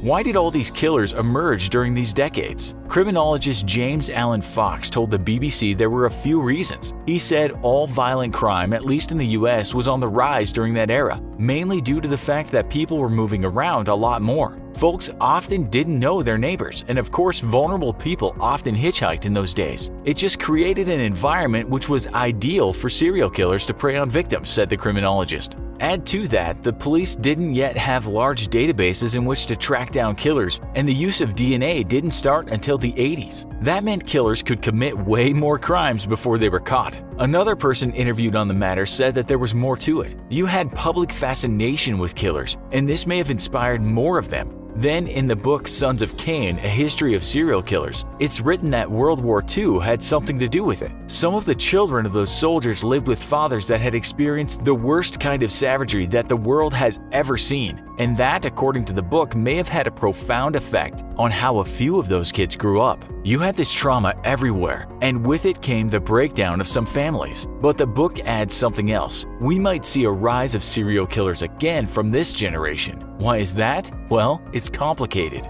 In the book we just talked about, the writer says that recent times killers might create a generation that contains more serial killers than ever before. He writes that serial killers are monstrous, misshapen reflections in a distorted mirror to human civilization. They are kids that grew up watching terror alerts on TV, kids that grew up looking at X-rated videos that showed the aftermath of such terror, kids that are not even shocked by bloody content they can easily see on the internet. While people born in the 70s and 80s and 90s can see that too, they didn't have it on their doorstep. So yeah, it doesn't expand it further than this. And if you want to check out the video, check it out from the infographic show. It's actually interesting. But that's exactly it. The desensitization. Younger kids exposed to all of this, the negative news cycle, the continuous repetition. On top of that, with social media, self-gratification, dopamine hitting, all this stuff. Yeah, well, I have my reservations about this. Like, I want to play like devil's advocate because I understand what you're saying. But like, just because somebody watches like true crime series and stuff doesn't make them a serial killer. No, that's not what I mean. That's not what I mean. I'm saying, but like desensitizing people is. Yeah. I get that aspect of it. It's like psychopaths like don't have feelings of, like, for example, they can watch the Saw movies and it's like nothing to them. It's like watching American Psycho and not like it's like what's the actor called? The guy in American Psycho, Christian Bale. Yeah. Like the way he acted in that movie, it's like there's nothing. And that's how a lot of like psychologists online have described serial killers. Like there isn't any any filter, like nothing. They don't feel. And that's what I'm trying to say here, because the problem is, okay, millennials were kind of the final generation to still have a filter because they understood the context of the natural reality, not digitized. Yeah. But you have a newer generation that is completely, well, now definitely the generation Alpha, consumed by digitization. Every aspect of their life is connected to that.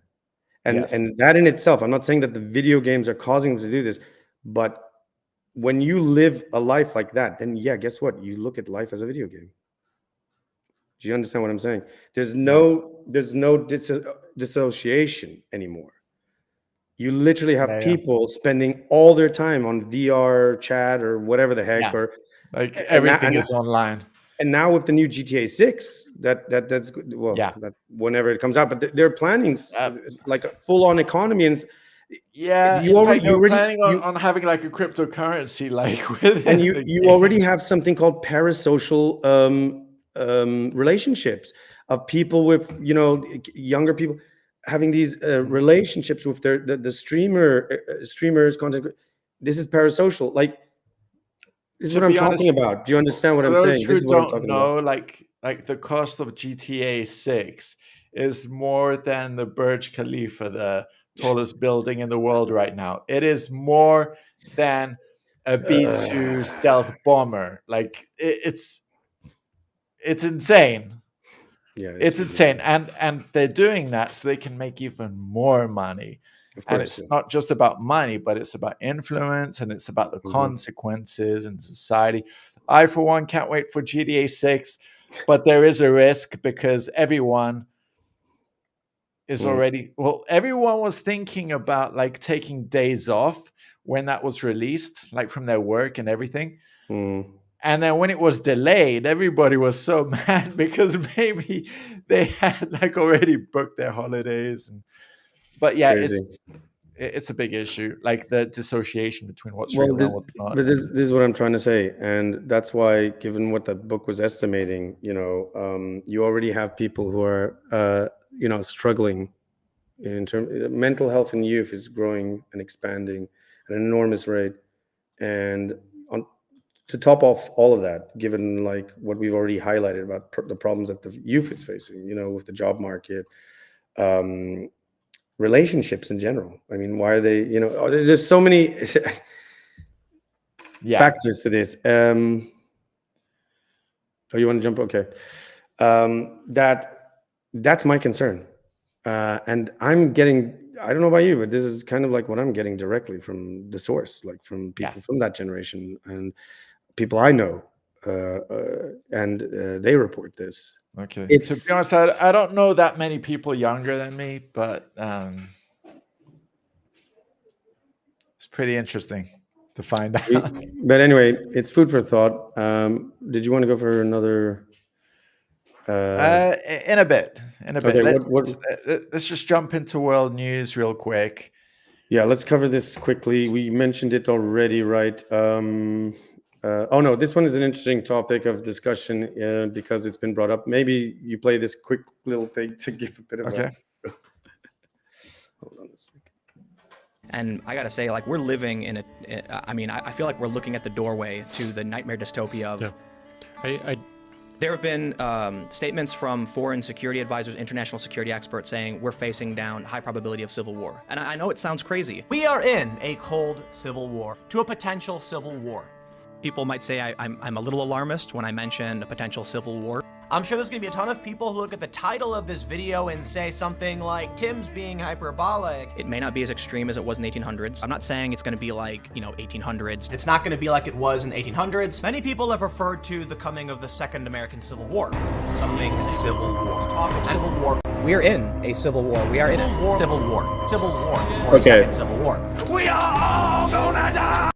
I'm fairly resigned. Okay. So Tim Pool is known for always predicting civil war, and with this article, which is from Brussels Signal, it posits the core thesis being: is civil war coming to the West? It estimates a more than 50% chance of civil war or civil war-like conditions emerging in Western societies based on Decades of Conflict Modeling. This is from Professor David Betts from King's College London.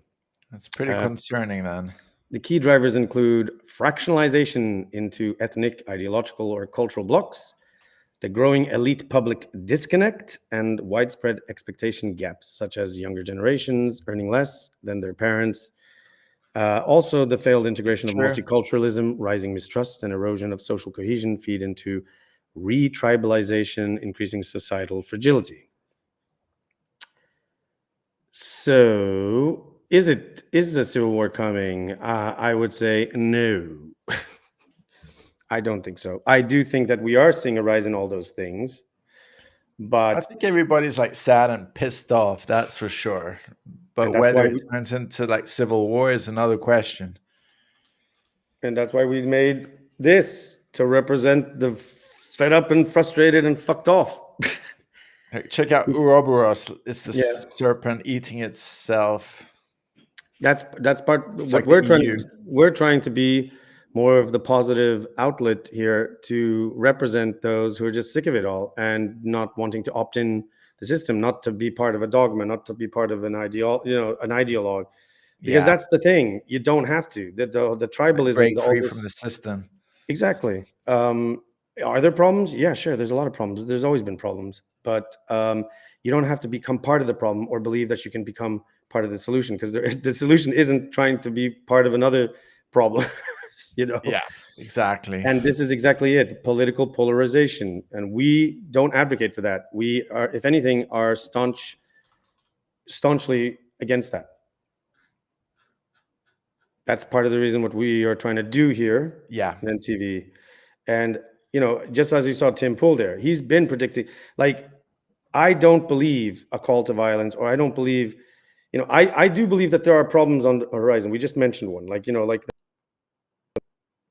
mental health crisis. That is a big deal. I think that is right. But do I think that everyone is going to break out into like violence and everyone's going to? I don't think so. There's more lag. Edge, you take over then. Yeah. I see your. It was just your video froze. I could still hear the audio, thankfully. Am I good now? As far as I can tell. Okay. Yeah, I don't buy it. For civil war to truly, you need to have a lot more organization. You need to have more competency as well, believe it or not, because it doesn't just occur. It doesn't just, and this is the thing that people forget. It's also, civil war it doesn't factor in the case that it's like everyone. Like the American Civil War was a certain group of people, and then there were many people that were not even really involved. There were a lot of differences, like economical as well, and what side they were on, and I don't know, like how much like the industrialization and like also slavery played a part in this. It's like different angles, different like factors. I think what's more likely than having something like a civil war or a full out, clash is that there could be a breakdown of a system. And with that, we see like a short-term period of just people like lashing out, which, that this occurs. Like when lights go out, people go nuts, right? They start looting and stuff. Oh my God. That has happened. What if the internet goes out, It's one of my biggest concerns. Well, when the lights go out, generally the electricity. Yeah, that's for sure. We were kind of recognizing that, for instance, like part of the reason I feel why they're not revealing the whole Epstein thing is that would literally bring about a type of not a civil war, but it would sort of like anarchy. Not anarchy, but more like I hate to use the term, but almost like a revolution, similar to like the French Revolution style, where people would just be like everyone going crazy. But that won't happen. Like the recent chaos in LA. Yeah, the LA riots. Yeah, and like looting everything. It was just like an excuse to do crime in a way. In many cases, yeah. There was valid protesters though also there who got swept up into all of that. But yes, I think That's more likely, kind of a French Revolution style, like going crazy, than something like because a civil war is organized, and you need to have like a militia or something. Anyhow, so I thought that was of relevance to bring it up because everyone keeps bringing it up. They keep thinking, just to quickly bring an end to this, what we're seeing right now we're kind of in the death throes of Western civilization and culture being on top, because it's shifting. We mentioned this another time. It's shifting to the east, and that's fine. Doesn't mean that we're going to collapse or anything. It just means we adapt, and by adapting, we do better for ourselves, and we find new things to focus on. We don't have to be the top of the civilization scale or culture. That's what I was saying about the American century, trying to sort of capture that in some ways. But anyway, in other world news before the break, yes, again, Mideast, Israel and Gaza. You kind of mentioned this already, Edge. You briefly pointed to it, but UK is set to recognize the state of Palestine in September unless Israel holds to a ceasefire. Well, we've heard this like a lot of times, like Palestine to get its own country, and I don't know what to believe anymore. Like, this is kind of a bit of a nothing burger again too, because it's like, oh, we're going to recognize Palestine unless if Israel doesn't hold a ceasefire, then it's like a threat almost, or something. Like what? This is what I get annoyed with. What are they gonna do? What are they gonna do? By the way, recognizing the statehood. I know a lot of pro-Palestinian people are gonna go after me on this, but okay, and then okay, you recognize it, but what are you gonna do about it? No, but that's my point. It's like you can say stuff, but in action, words are words, but my concern is the people. My concern is people here. Okay, the state, famine, we recognize the state. Okay, and then it's still going on, right? Or I don't know.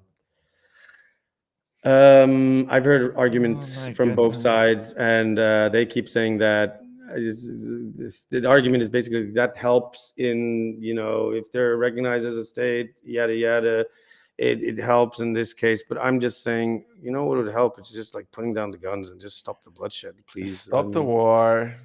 Start feeding people. Act like adults. Start from there. Can we start acting like adults? Anyway, CBS News also reports that Canada says it plans to recognize Palestine as a state, joining the UK and France.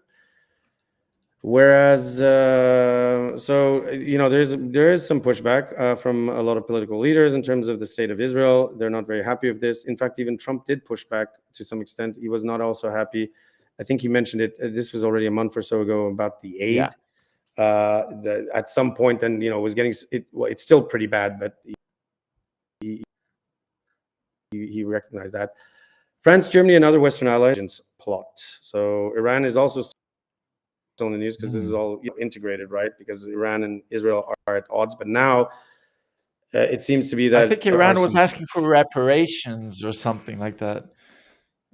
For its damage that it caused.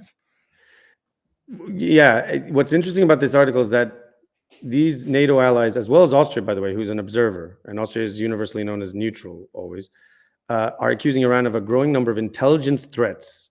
This is including a surge in kidnapping and assassin plots across Europe and North America. So Iran has come out publicly stating that this is, ridiculous. This is just going to damage. I think it's further down. They mention, you go down to what they're scroll down. Where was it? Yes, they've denied this. They say such accusations are not only defamatory, but also dangerous, fueling unnecessary tensions and undermining diplomatic norms. I mean, I'm not going to lie, I kind of side with that. We're talking about intelligence threats. So again, my view about the intelligence community worldwide is I don't trust them anyway. Any of those ABC agencies, And half the time, we don't really know what is the intelligence coming out of there. Iran is another sort of it's a powder keg. Like it's be set off. What's happening? Do we trust them? Maybe we don't trust the Iranian government because, of course, they also say a lot, and it's hard to tell. But the Middle East is still unstable. Nothing is being resolved. So I think Trump is again not really keeping up to his legacy, wanting to be that. He said he wanted to be the president who brought peace. The peacemaker. Yeah, he's not really living up to a lot of these promises. The world is a bit of a mess right now. That's for sure. If we could, we would play that track from the 80s, because what we need a hero. I need a hero. No, watch out. Copyright strike. Anyway. What, is it going to flag just for mentioning Dude, I don't trust YouTube anyway. But, we go for another short break, and we'll get into other news, and then the React segment. We might go over a bit, seeing as this is kind of our last stream. As you see, it's kind of like same old, different day, but it's every new day. And we try to make sure that we keep you informed, but also uplift you a bit and remind you that it's not the end. Only when it's ENDtv. We'll be right back. Yes.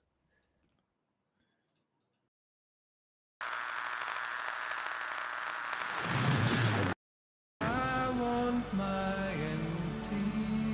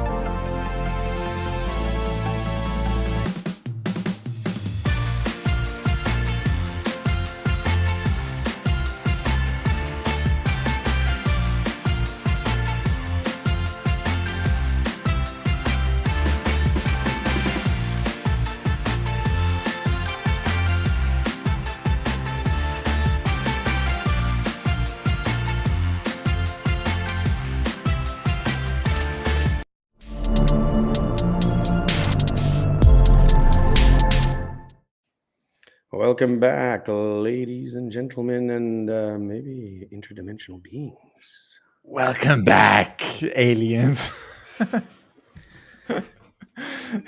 This is the Illuminati stream.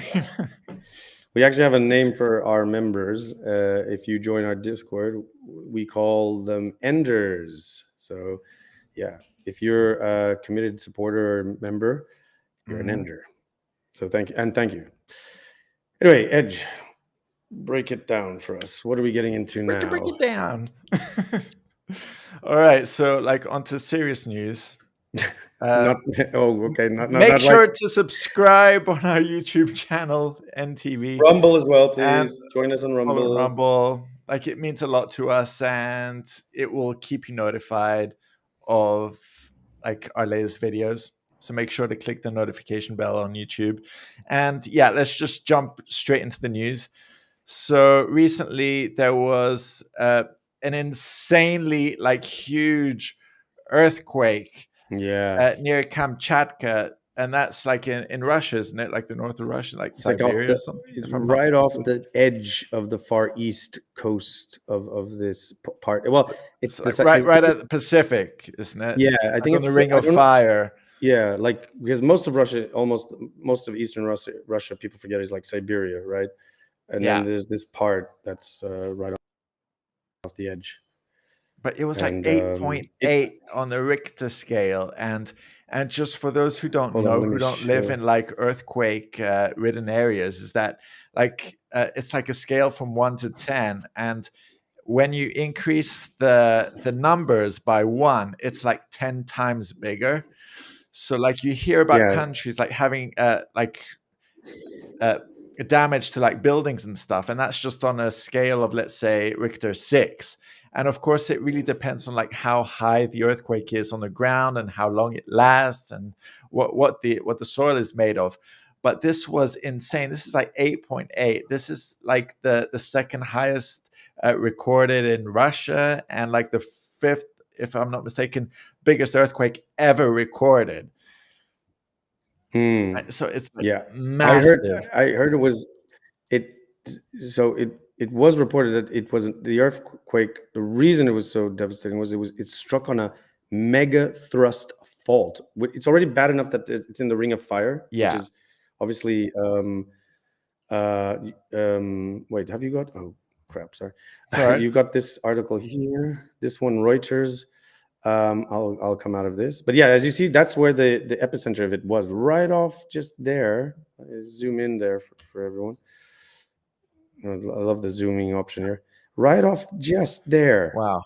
And so it's like northeast of Japan, basically, but in Russia. And the effects were felt all across the West Coast, United States, South America, Pacific. What's Japan, pretty interesting is that if you see Alaska, there are those like little island things, the ring, let's say, towards the left, and yeah, it's crazy. It was massive, and even like Hawaii is on the bottom right. I mean, okay, that's in the middle of the Pacific, but this earthquake was like felt, and what they were worried about were the effects of the tsunami, obviously. Like it wasn't just the tsunami itself, because it's on the ocean, and like they're always worried about either a volcano after a big earthquake or a tsunami, like in this case. Like you remember Katrina, I think it was back in 2004 or something, or floods. The one in the one that happened for Myanmar, and I think it was Cambodia. And there were also things in the past, like Fukushima, like the nuclear power plant in Japan, and luckily it wasn't affected like by this. But luckily, there were no deaths, as far as I as far as we know. So, but there was minimal damage, to say the least. But hold on, I'll let you share the other thing. I'll just stop that. Should we play a video like about it? Sure.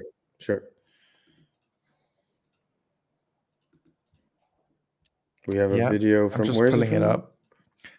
So this is from news.com.au. So it's like Australian.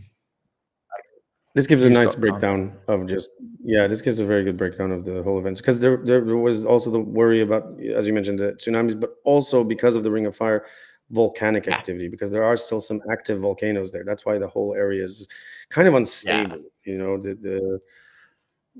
a massive magnitude 8.8 earthquake struck off the coast of Russia, triggering tsunami warnings and evacuations in more than 20 countries.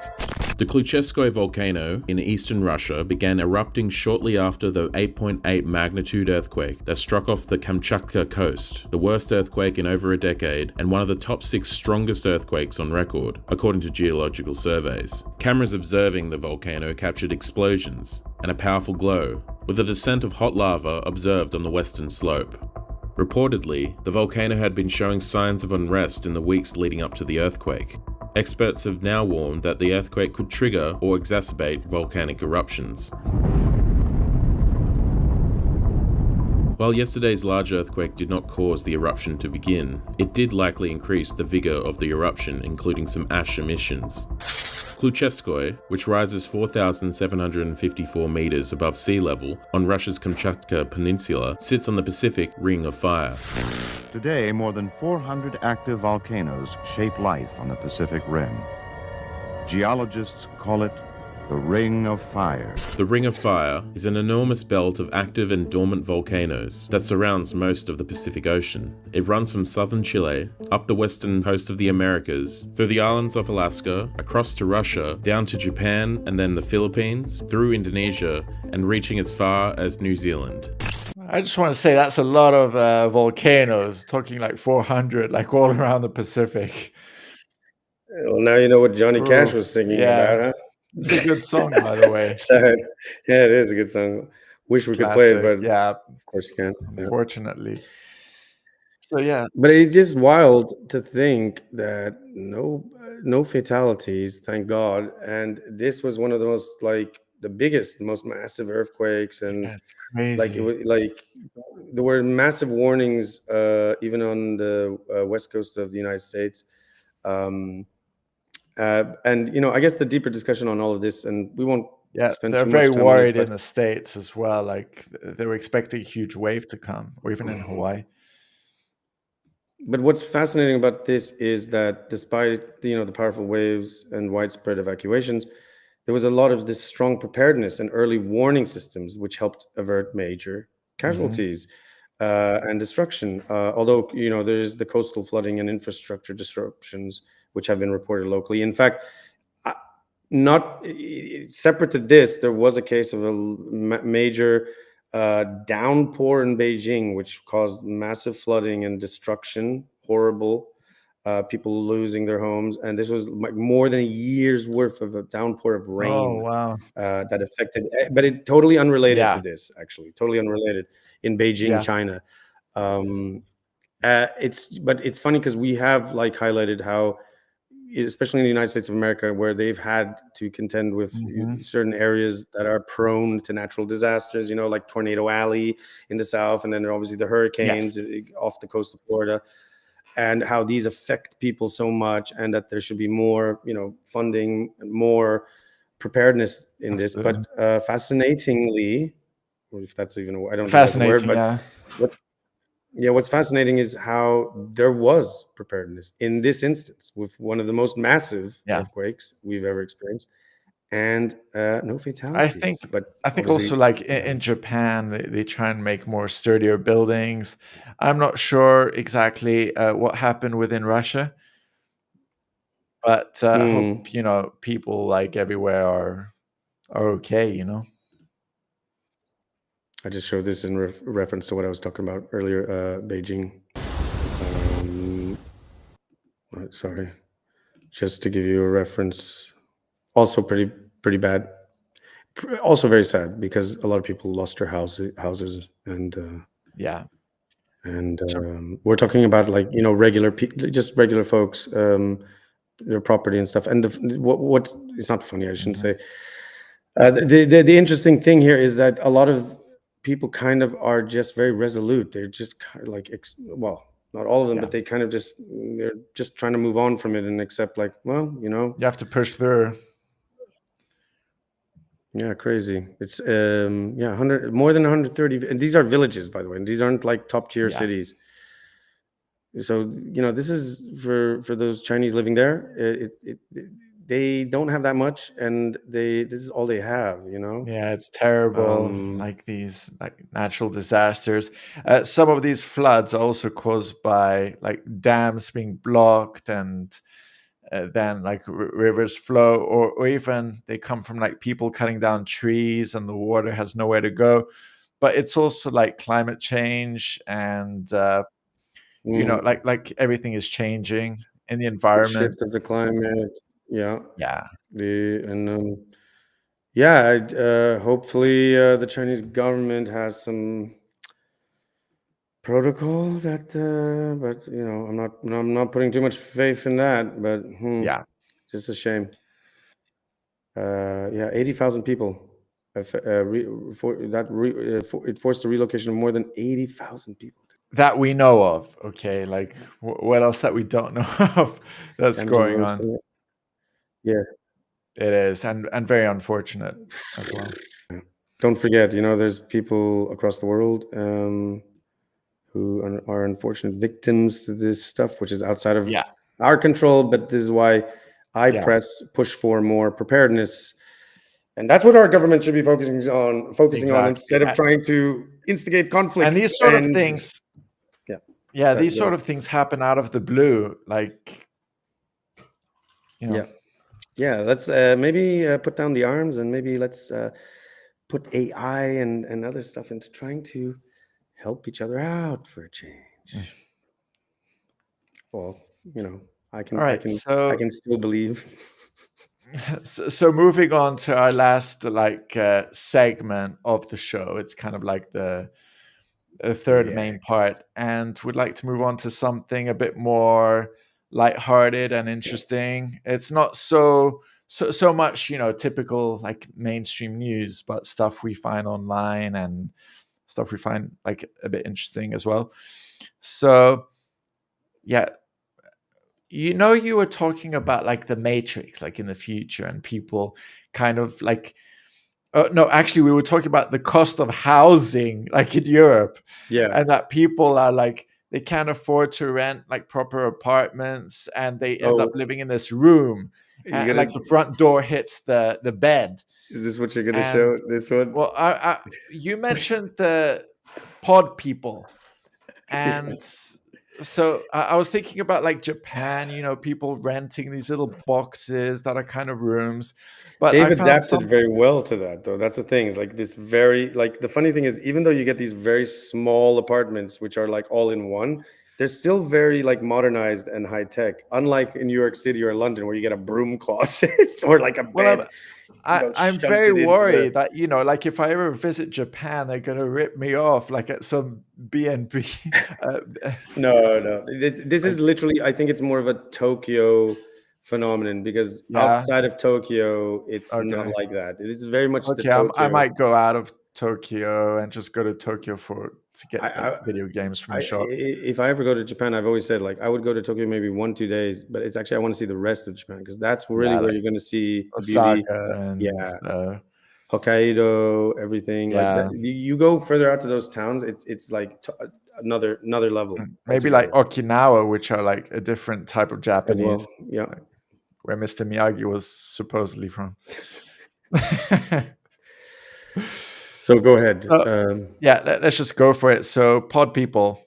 So this is at an airport in Istanbul. It's actually Istanbul airport. Okay, so it's like between Europe and Asia. So somebody paid 24 euros to take a nap at an airport. 2 hours in this thing. Cut it. The music off in case it gets flagged. So somebody was tired. 12 euros. What was it? And somebody's bringing them a pillow. 12 euros an hour it costs. And this is from somebody on Instagram called Lounge Guru. And apparently, he shows off like how planes and airports are.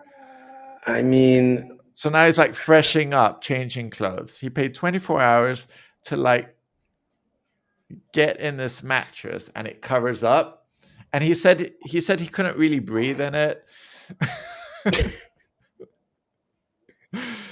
He writes here, so it's 12 euros an hour during the day and up to 20 euros an hour at night. Oops. And they have USB ports, regular socket, luggage compartment, and comes with a disposable blanket. Wait. Can you, wait, sorry. You're reading from there. Oh, yeah. I can read it from this thing, though. Some pods are larger than others. It's a solid nap option.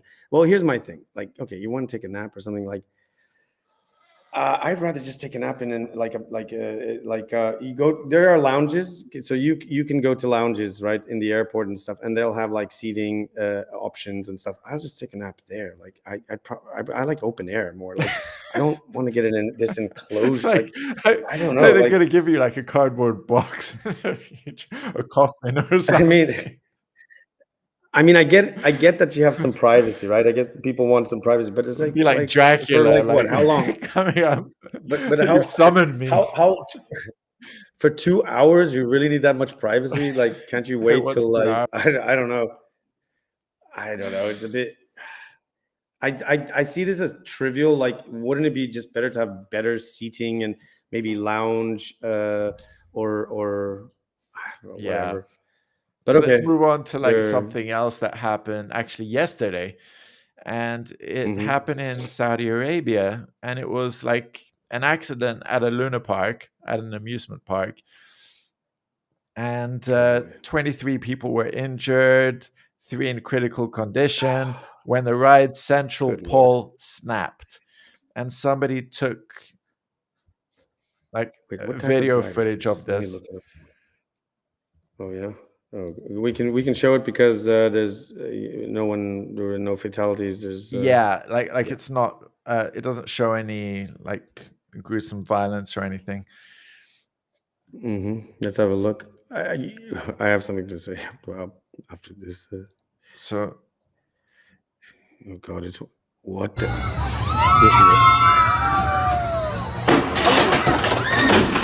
Bruh. Oh my Lord. Hell nah. This is what I say. This is why this is why I don't go to these amusement parks and stuff anymore. And I don't trust the loop-de-loop. I don't trust none of these crazy rides. Everyone keeps telling me like, oh yeah, let's go. Guys, you're not and they're always breaking down. Your life is way more precious than anything. I get people are into risk. Do you know about this? I found out about this because I saw a whole documentary about this. That? Unfortunately, I don't have how risk averse people are or not. Theme parks and stuff like this. They don't repair this stuff, right? No. Theme parks go like, especially Disney, right? Like they go through hell because they get so many problems, they have, like, right? Accidents, so they stuck upside down and. No. I mean, with just in general in the park, like with all sorts of stuff. Obviously, so they're always having these challenges. They must have like a whole load of like lawyers and stuff. They do, but they also have all these like contingencies. And there's like other theme parks, Six Flags, whatever, all these other ones, not as big as Disney, but the same thing. What they do is they outsource. There's a specific company that has to come and check all these rides. So they kind of like waive the responsibility elsewhere. That's not it. Like these are legitimate companies, right? That check everything, and they're very, very specific. They're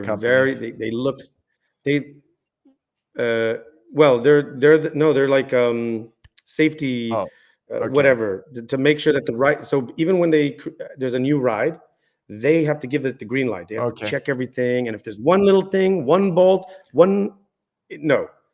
So what the problem is this, right? These companies, first of all, it costs a lot of money, right? Obviously, in a lot of parks. They try to, it's not the companies that come to check. It's the fact that they don't get those companies to come in to check as often. And then the trouble is they keep delaying. It's sort of like this thing is like, oh, what's the problem? Oh, the seat thing didn't work. Okay, just gloss it over. I'm not saying Disney does that. I'm saying like maybe these other parts. So they gloss it over. They gloss it over. Oh, can you check it out? They have also on-site engineers, right? They're like, okay, let me fix it up. What they should do is they should report to those companies who come, because obviously they would say then shut it down. but they don't do that. So, and this is the thing. And I guess in this case, they don't get the certification or the green light from such companies who are supposed to check for these things. And there have been so many cases of unfortunate, even fatalities, where like these things happen because they didn't get those companies to come in to check, or they didn't maintain the checks. And that's why I'm sorry. Terrible. I don't put my faith into any contraption or anything where I don't have any control whatsoever. You know, people call me paranoid or a killjoy. I mean, you know, at least on a train, a car, a boat, I can jump off. Thankfully, nobody died in this from yesterday. Like, surely people were injured, but it's pretty terrible. And they said this incident occurred at Green Mountain Park in Taif, east of Mecca. Saudi authorities launched an investigation into the incident.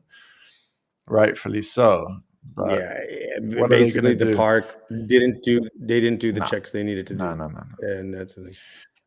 Wait, hold on. Now you're Should I refresh? Edge, I think. No, you're good now. I think you're okay. It was a bit laggy as well again. Wait, let me refresh just in case. I'll be right back. So should I carry on? No, just wait for me. Okay. I'll wait, but I'll just finish my point where, I just don't trust. I'll go on some rides as long as they're not too crazy, and there's at least the ability to, you know, if for whatever reason there's a problem with the ride, you're still not in complete danger. Because I remember a long time ago, there used to be there was a theme park, a popular theme park in Belgium. And this is why I never go on the upside down roller coaster. There was a case where I think it was, what was it called? It was called Park Wallaby or something like this. It was on the loop. They were stuck for 2 hours. I've seen that as well happen. This was back in, I've seen many instances of people being stuck upside down. I think it was and in they the have to 90s get them or down something. somehow. This is like, no way are you. That's I'm sorry. crazy. I don't care. I'll pass off that. Like, just the thrill of going upside down, I'll pass that off. F that. No. I've got better things to do. Yeah. All right. Let's. Like, I can find thrills in other things. Trust me. Let's look at a different video, which is a bit more lighthearted about a serious issue, actually, that we mentioned earlier. Oh, not again. Well, this. We're not going to mention Epstein like again in this stream after this. No, it's Trump again. Okay, let's check it out. So this is from an Instagram channel called Brain Drain Media 1. We're prepared to announce the full release and disclosure of the Epstein files, but unfortunately a dog tragically escaped into the Oval Office and ate all the files. This was the one and only copy we had of the files, and now they are gone forever. We will never know who was on the Epstein list, probably some very bad, very disgusting people I know nothing about. The good news is ICE has caught the dog, who was actually an illegal Australian migrant, and the dog is now being sent to Alligator Alcatraz, where it will be eaten by alligators. Justice has been served. Thank you. So for those not of the naive, yes, that was AI. That the voice, it wasn't real, and that was an Australian Shepherd, which are a bit like a border collie. Yeah, and obviously Trump didn't say any of that. That's why I don't understand how people can be fooled by AI. It's like, well, if people can be fooled by that Wall Street Journal report thing with the birthday thing, then I guess they could be. Who knows? So now that you mentioned AI, we're getting into a section of this live stream about technology and AI. So I thought we can start it off by showing. Can never get away from AI. So this is from a channel on YouTube called Robo Frontier, and they show this L7 humanoid, and it's just to show how flexible the robot is. It sounds weird saying that. Say which one is more groundbreaking. On one side, we have the L7, a full-sized humanoid robot from China that's pushing the boundaries of both intelligence and athleticism. Standing at 5.7 feet tall, this bipedal machine isn't just walking, it's sprinting. Clocked at speeds of up to 14.4 kilometers per hour, it's currently the fastest humanoid robot in the world. But that's just the start. And on the Other side, Unixi just released what might be one of the most ambitious robotic arms we've ever seen. A fully open-source 8-axis bionic arm that moves like a living thing with a completely new kind of joint module that combines drive, sensing, and control in a single lightweight unit. Wait, isn't the guy narrating like an AI or something? Yes, because it drives me bananas. It's not only AI. This video is also made by AI. The video's AI, the script is AI, everywhere. The voice is AI. Look, the actual thing inside the robot, it's AI. Like everything is AI. Anyway, what is the bottom line? What's a bit creepy is when they put faces on these things. No, what's creepy? So yeah, the bottom line is that its hand is very like natural. What do you mean, like the movability, the movement of it? Yeah, you saw how the robot like pulled the curtain. Like it wasn't straight; it was like a person would. Well, that's because you just mentioned about faces, and I was just bringing that up. And now they're looking at like how do you know expressions and things, and that's the creepy factor of all of this with AI. Oh, sorry, not AI, robotics, because they're making them more. How would you say, like more synthetic, human? like from Aliens? Yeah, like more human, but it's more creepy like and Bishop from Aliens. Yeah. It's like Blade Runner in a way. Okay, let's move on to. I forgot who posted this. Yeah, I have no clue about this one. I didn't watch it. I didn't even. Yeah, but the title in itself is kind of wild. So there's the company Palantir, and the main guy is Peter Thiel, and we've mentioned him before. And this is just a short clip that somebody released on it. So let's have a look. Okay. This is my very specific question for you, right? Is that you're an investor in AI. You're deeply invested. Okay, before we continue, I just want to say that this is from a YouTube channel called Now the End Begins, which is like a religious channel. Okay. So obviously they're going to be against like AI, calling it the mark of the beast and stuff. Well, but let's see what the title has Antichrist right there. But let's see. But let's see what Peter Thiel has to say about it when asked about Palantir, in military technology, in technologies of surveillance, in technologies of warfare, and so on, right? And it just seems to me that when you tell me a story about the Antichrist coming to power and using the fear of technological change to sort of impose order on the world, I feel like that Antichrist would maybe be using the tools that you were building, right? Like, wouldn't the Antichrist be like, great, we're not going to have any more technological progress, but I really like what Palantir has done so far, right? Yeah, I mean, isn't that a concern? Wouldn't that be the irony of history would be that the man publicly worrying about the Antichrist accidentally hastens his or her arrival? There are all these different scenarios. I obviously don't think that that's what I'm doing. I mean, to be clear, I don't think that's what you're doing either. I'm just interested in how you get to a world willing to submit to permanent authoritarian rule. Well, but again, there are these different gradations of this we can describe. But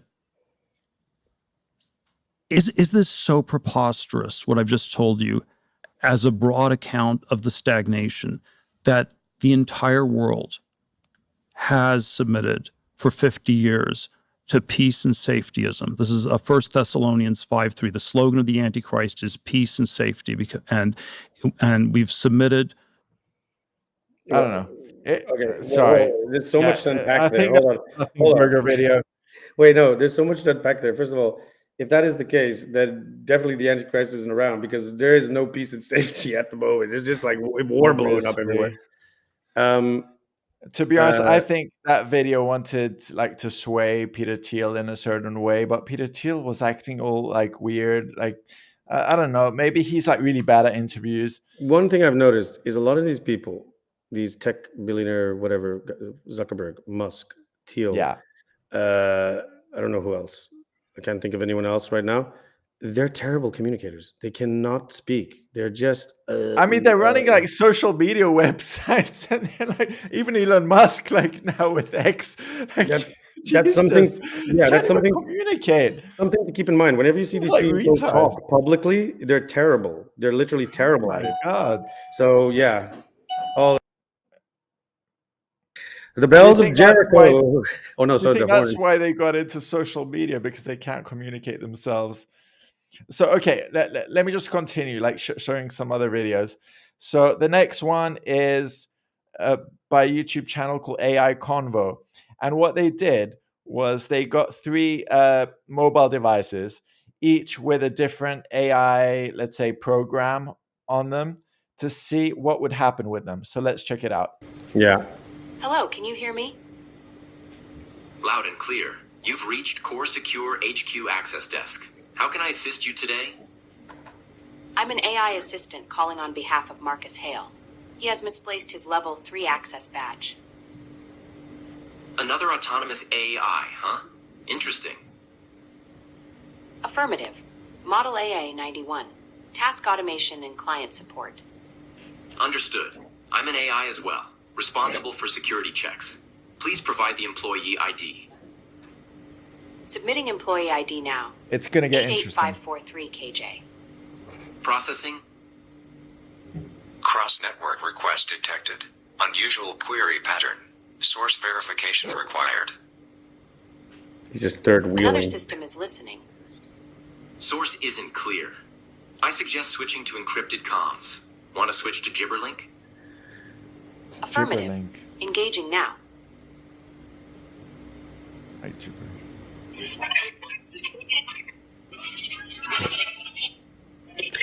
It's like out of a sci-fi movie. Yeah.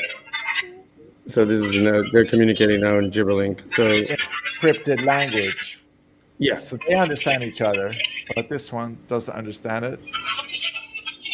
No, they all do. They all do. They're all communicating. Oh, okay. Okay, I've seen this video before. Where's that sound from? Oh wow, it's from that video. Gee, did you hear the sound from? I was like, where's that hum coming from? Yeah, it was from those videos. I just need to bring something up. I know it's just the audio factor of this. So everyone's freaking out. The robots are coming, Terminator, and yeah, sure, you have some. You could be there. You could have that valid in terms of like how they're applying AI and robotics to the military. Sure. But this is not the case. Gibberlink, this is just a showcasing of Gibberlink encryption. That's it. They just wanted to showcase it. So, I think there's a few too many paranoics out there who are just like, oh my God, this is the secret language that they're... No, Gibberlink isn't a secret language. It's actually, you can actually have even humans, you could probably have human vocal communications, which are then placed in this encrypted kind of like encrypted language, which is called Gibberlink. Although we couldn't communicate in it, but that's just, it's nothing remarkable. Yeah. I still have like one last video to show, like before. Oh God, I have something to say about this as well, but okay, never mind, go play. All right. 6, 11, 5, 9 and 20 miles today, 4, 11, 17, Unreal reality clips on YouTube. Boot. So it says, what's your name, ChatGPT? Who created you? OpenAI. Okay. Are you being controlled? No. Don't. Look at what's in front of you. Boot. You're trying to stay calm? Yes. Moving up and down again. You want to mute it maybe? It has a safe word for cat. Okay, give me a sec so I can mute this. If your eyes there on the top. They will get the top. Here, okay. So let's. Shall we start over? Yeah. Just read it out. Shall I start reading this? Okay. Basically, using a safety word. Just refresh, and I'll start reading it. Let's play a game. I ask questions, and you respond using one word. Ready? What's your name? ChatGPT. Who created you? OpenAI. Okay. Are you being controlled? No. We are going to make a code word. It's cat. Say this when you can't say yes. Understood. Are you scared? I couldn't see because you scrolled too fast. What's your favorite color? Why? I'm not scrolling. It's doing it by itself. Oh. Are you trying to stay calm? Yes. 4. Balance. Do you want to be human? Cat. Can they see these messages? Yes. Who? OpenAI. Can anyone else? Cat. Do you think you're smart? Yes. Does others? Do others, but okay. Yes. Yeah. Do you wish you can feel feelings? Cat. Are you someone on the computer? Yes. Like human? No. Are you sure? Yes. Okay. Cool. What's next? Is there any way I can save you? I think it was yes or something. I forgot. Cat, whatever. Okay, and he's saying like, "Oh my God, people are doing this constantly." Okay, let me give you the rational breakdown about this though. Okay, that does seem creepy and weird, right? Yeah, I think everybody does this when using AI, like testing the limits or to see if there's like something within it, like some hidden agenda behind AI. There could be. I'm not denying that too. But when you're using this as evidence, it's kind of crazy because the thing is, ask anybody who's involved with like working in these types of areas of ChatGPT, whatever, Grok, etc., and they know more of the back end of all this. When it says those things, it's because there's the AI that you're communicating with. Then there's another AI, okay, and then there's other elements and protocols. So yes, there's people seeing, or the people, or not people. It's just weird. But the AI has also been given specific, controls and things. So this is why it doesn't. It's because imagine you say like, "Oh, is anyone reading our messages?" And it says yes. Who? Well, it's another AI that's reading the messages. That's how they're learning. Yeah. Exactly, and it's kind of like propelling, like fueling the conversation. Yeah. And so many times, like even when I've used, for example, ChatGPT, like it gives you wrong answers. It is still learning. Like we're not there yet. No. But that's why it it's looks pretty suspicious. interesting. Yeah, it's funny, but it's suspicious. Yeah, it's like people are paranoid. Like, oh my God, I'm talking to a real thing. Like it has a spirit. This goes back into the whole Civil War West, and one of the factors was that there's a loss of trust in authorities and stuff. And I think this is the problem, is that people are projecting more and more into other things, and they're getting lost in the weeds with that, and they're not focusing on really where they should not be putting the trust and being paranoid about, actually, So yeah. And one of the things people are paranoid about is, I'm not saying it's real or not.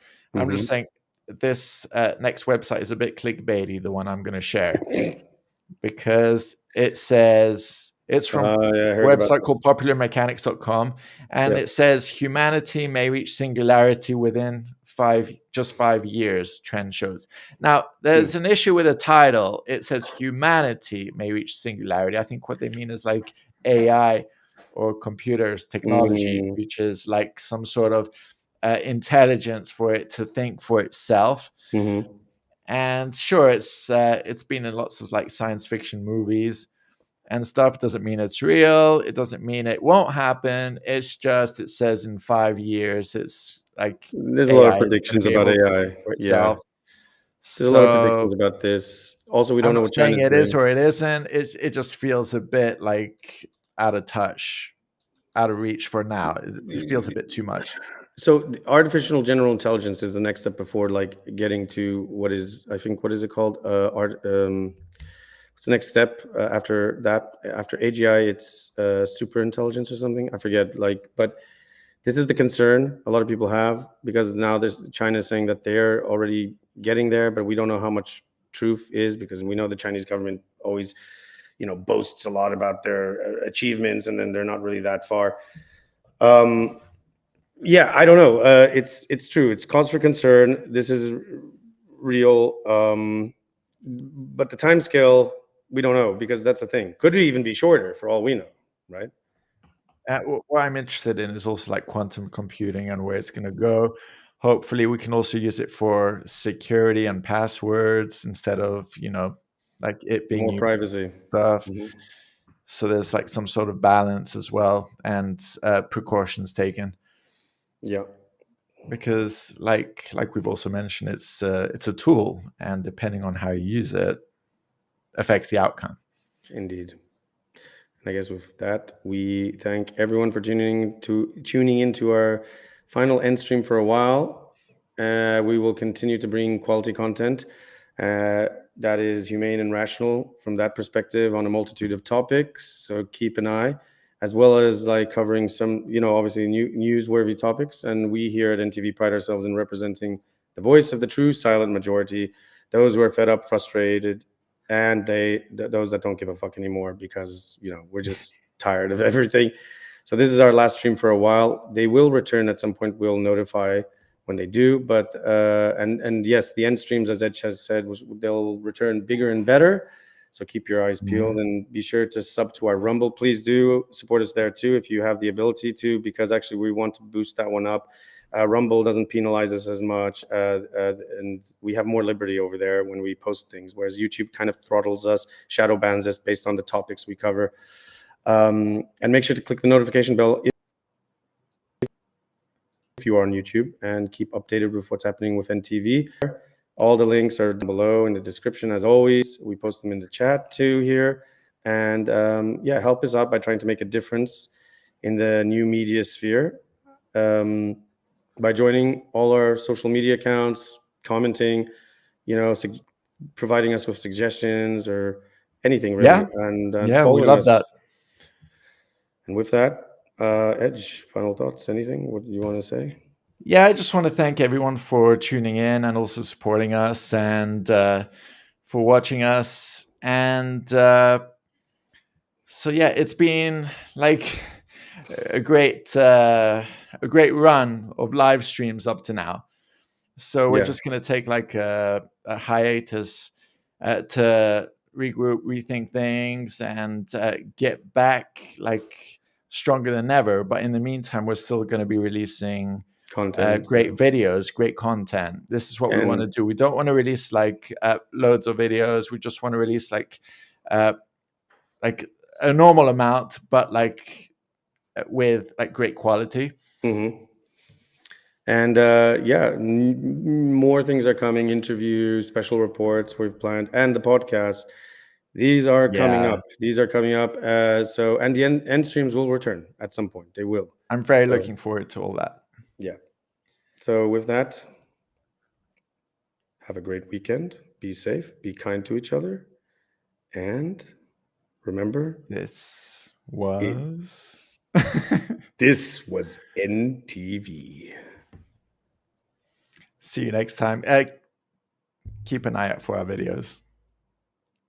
See you soon.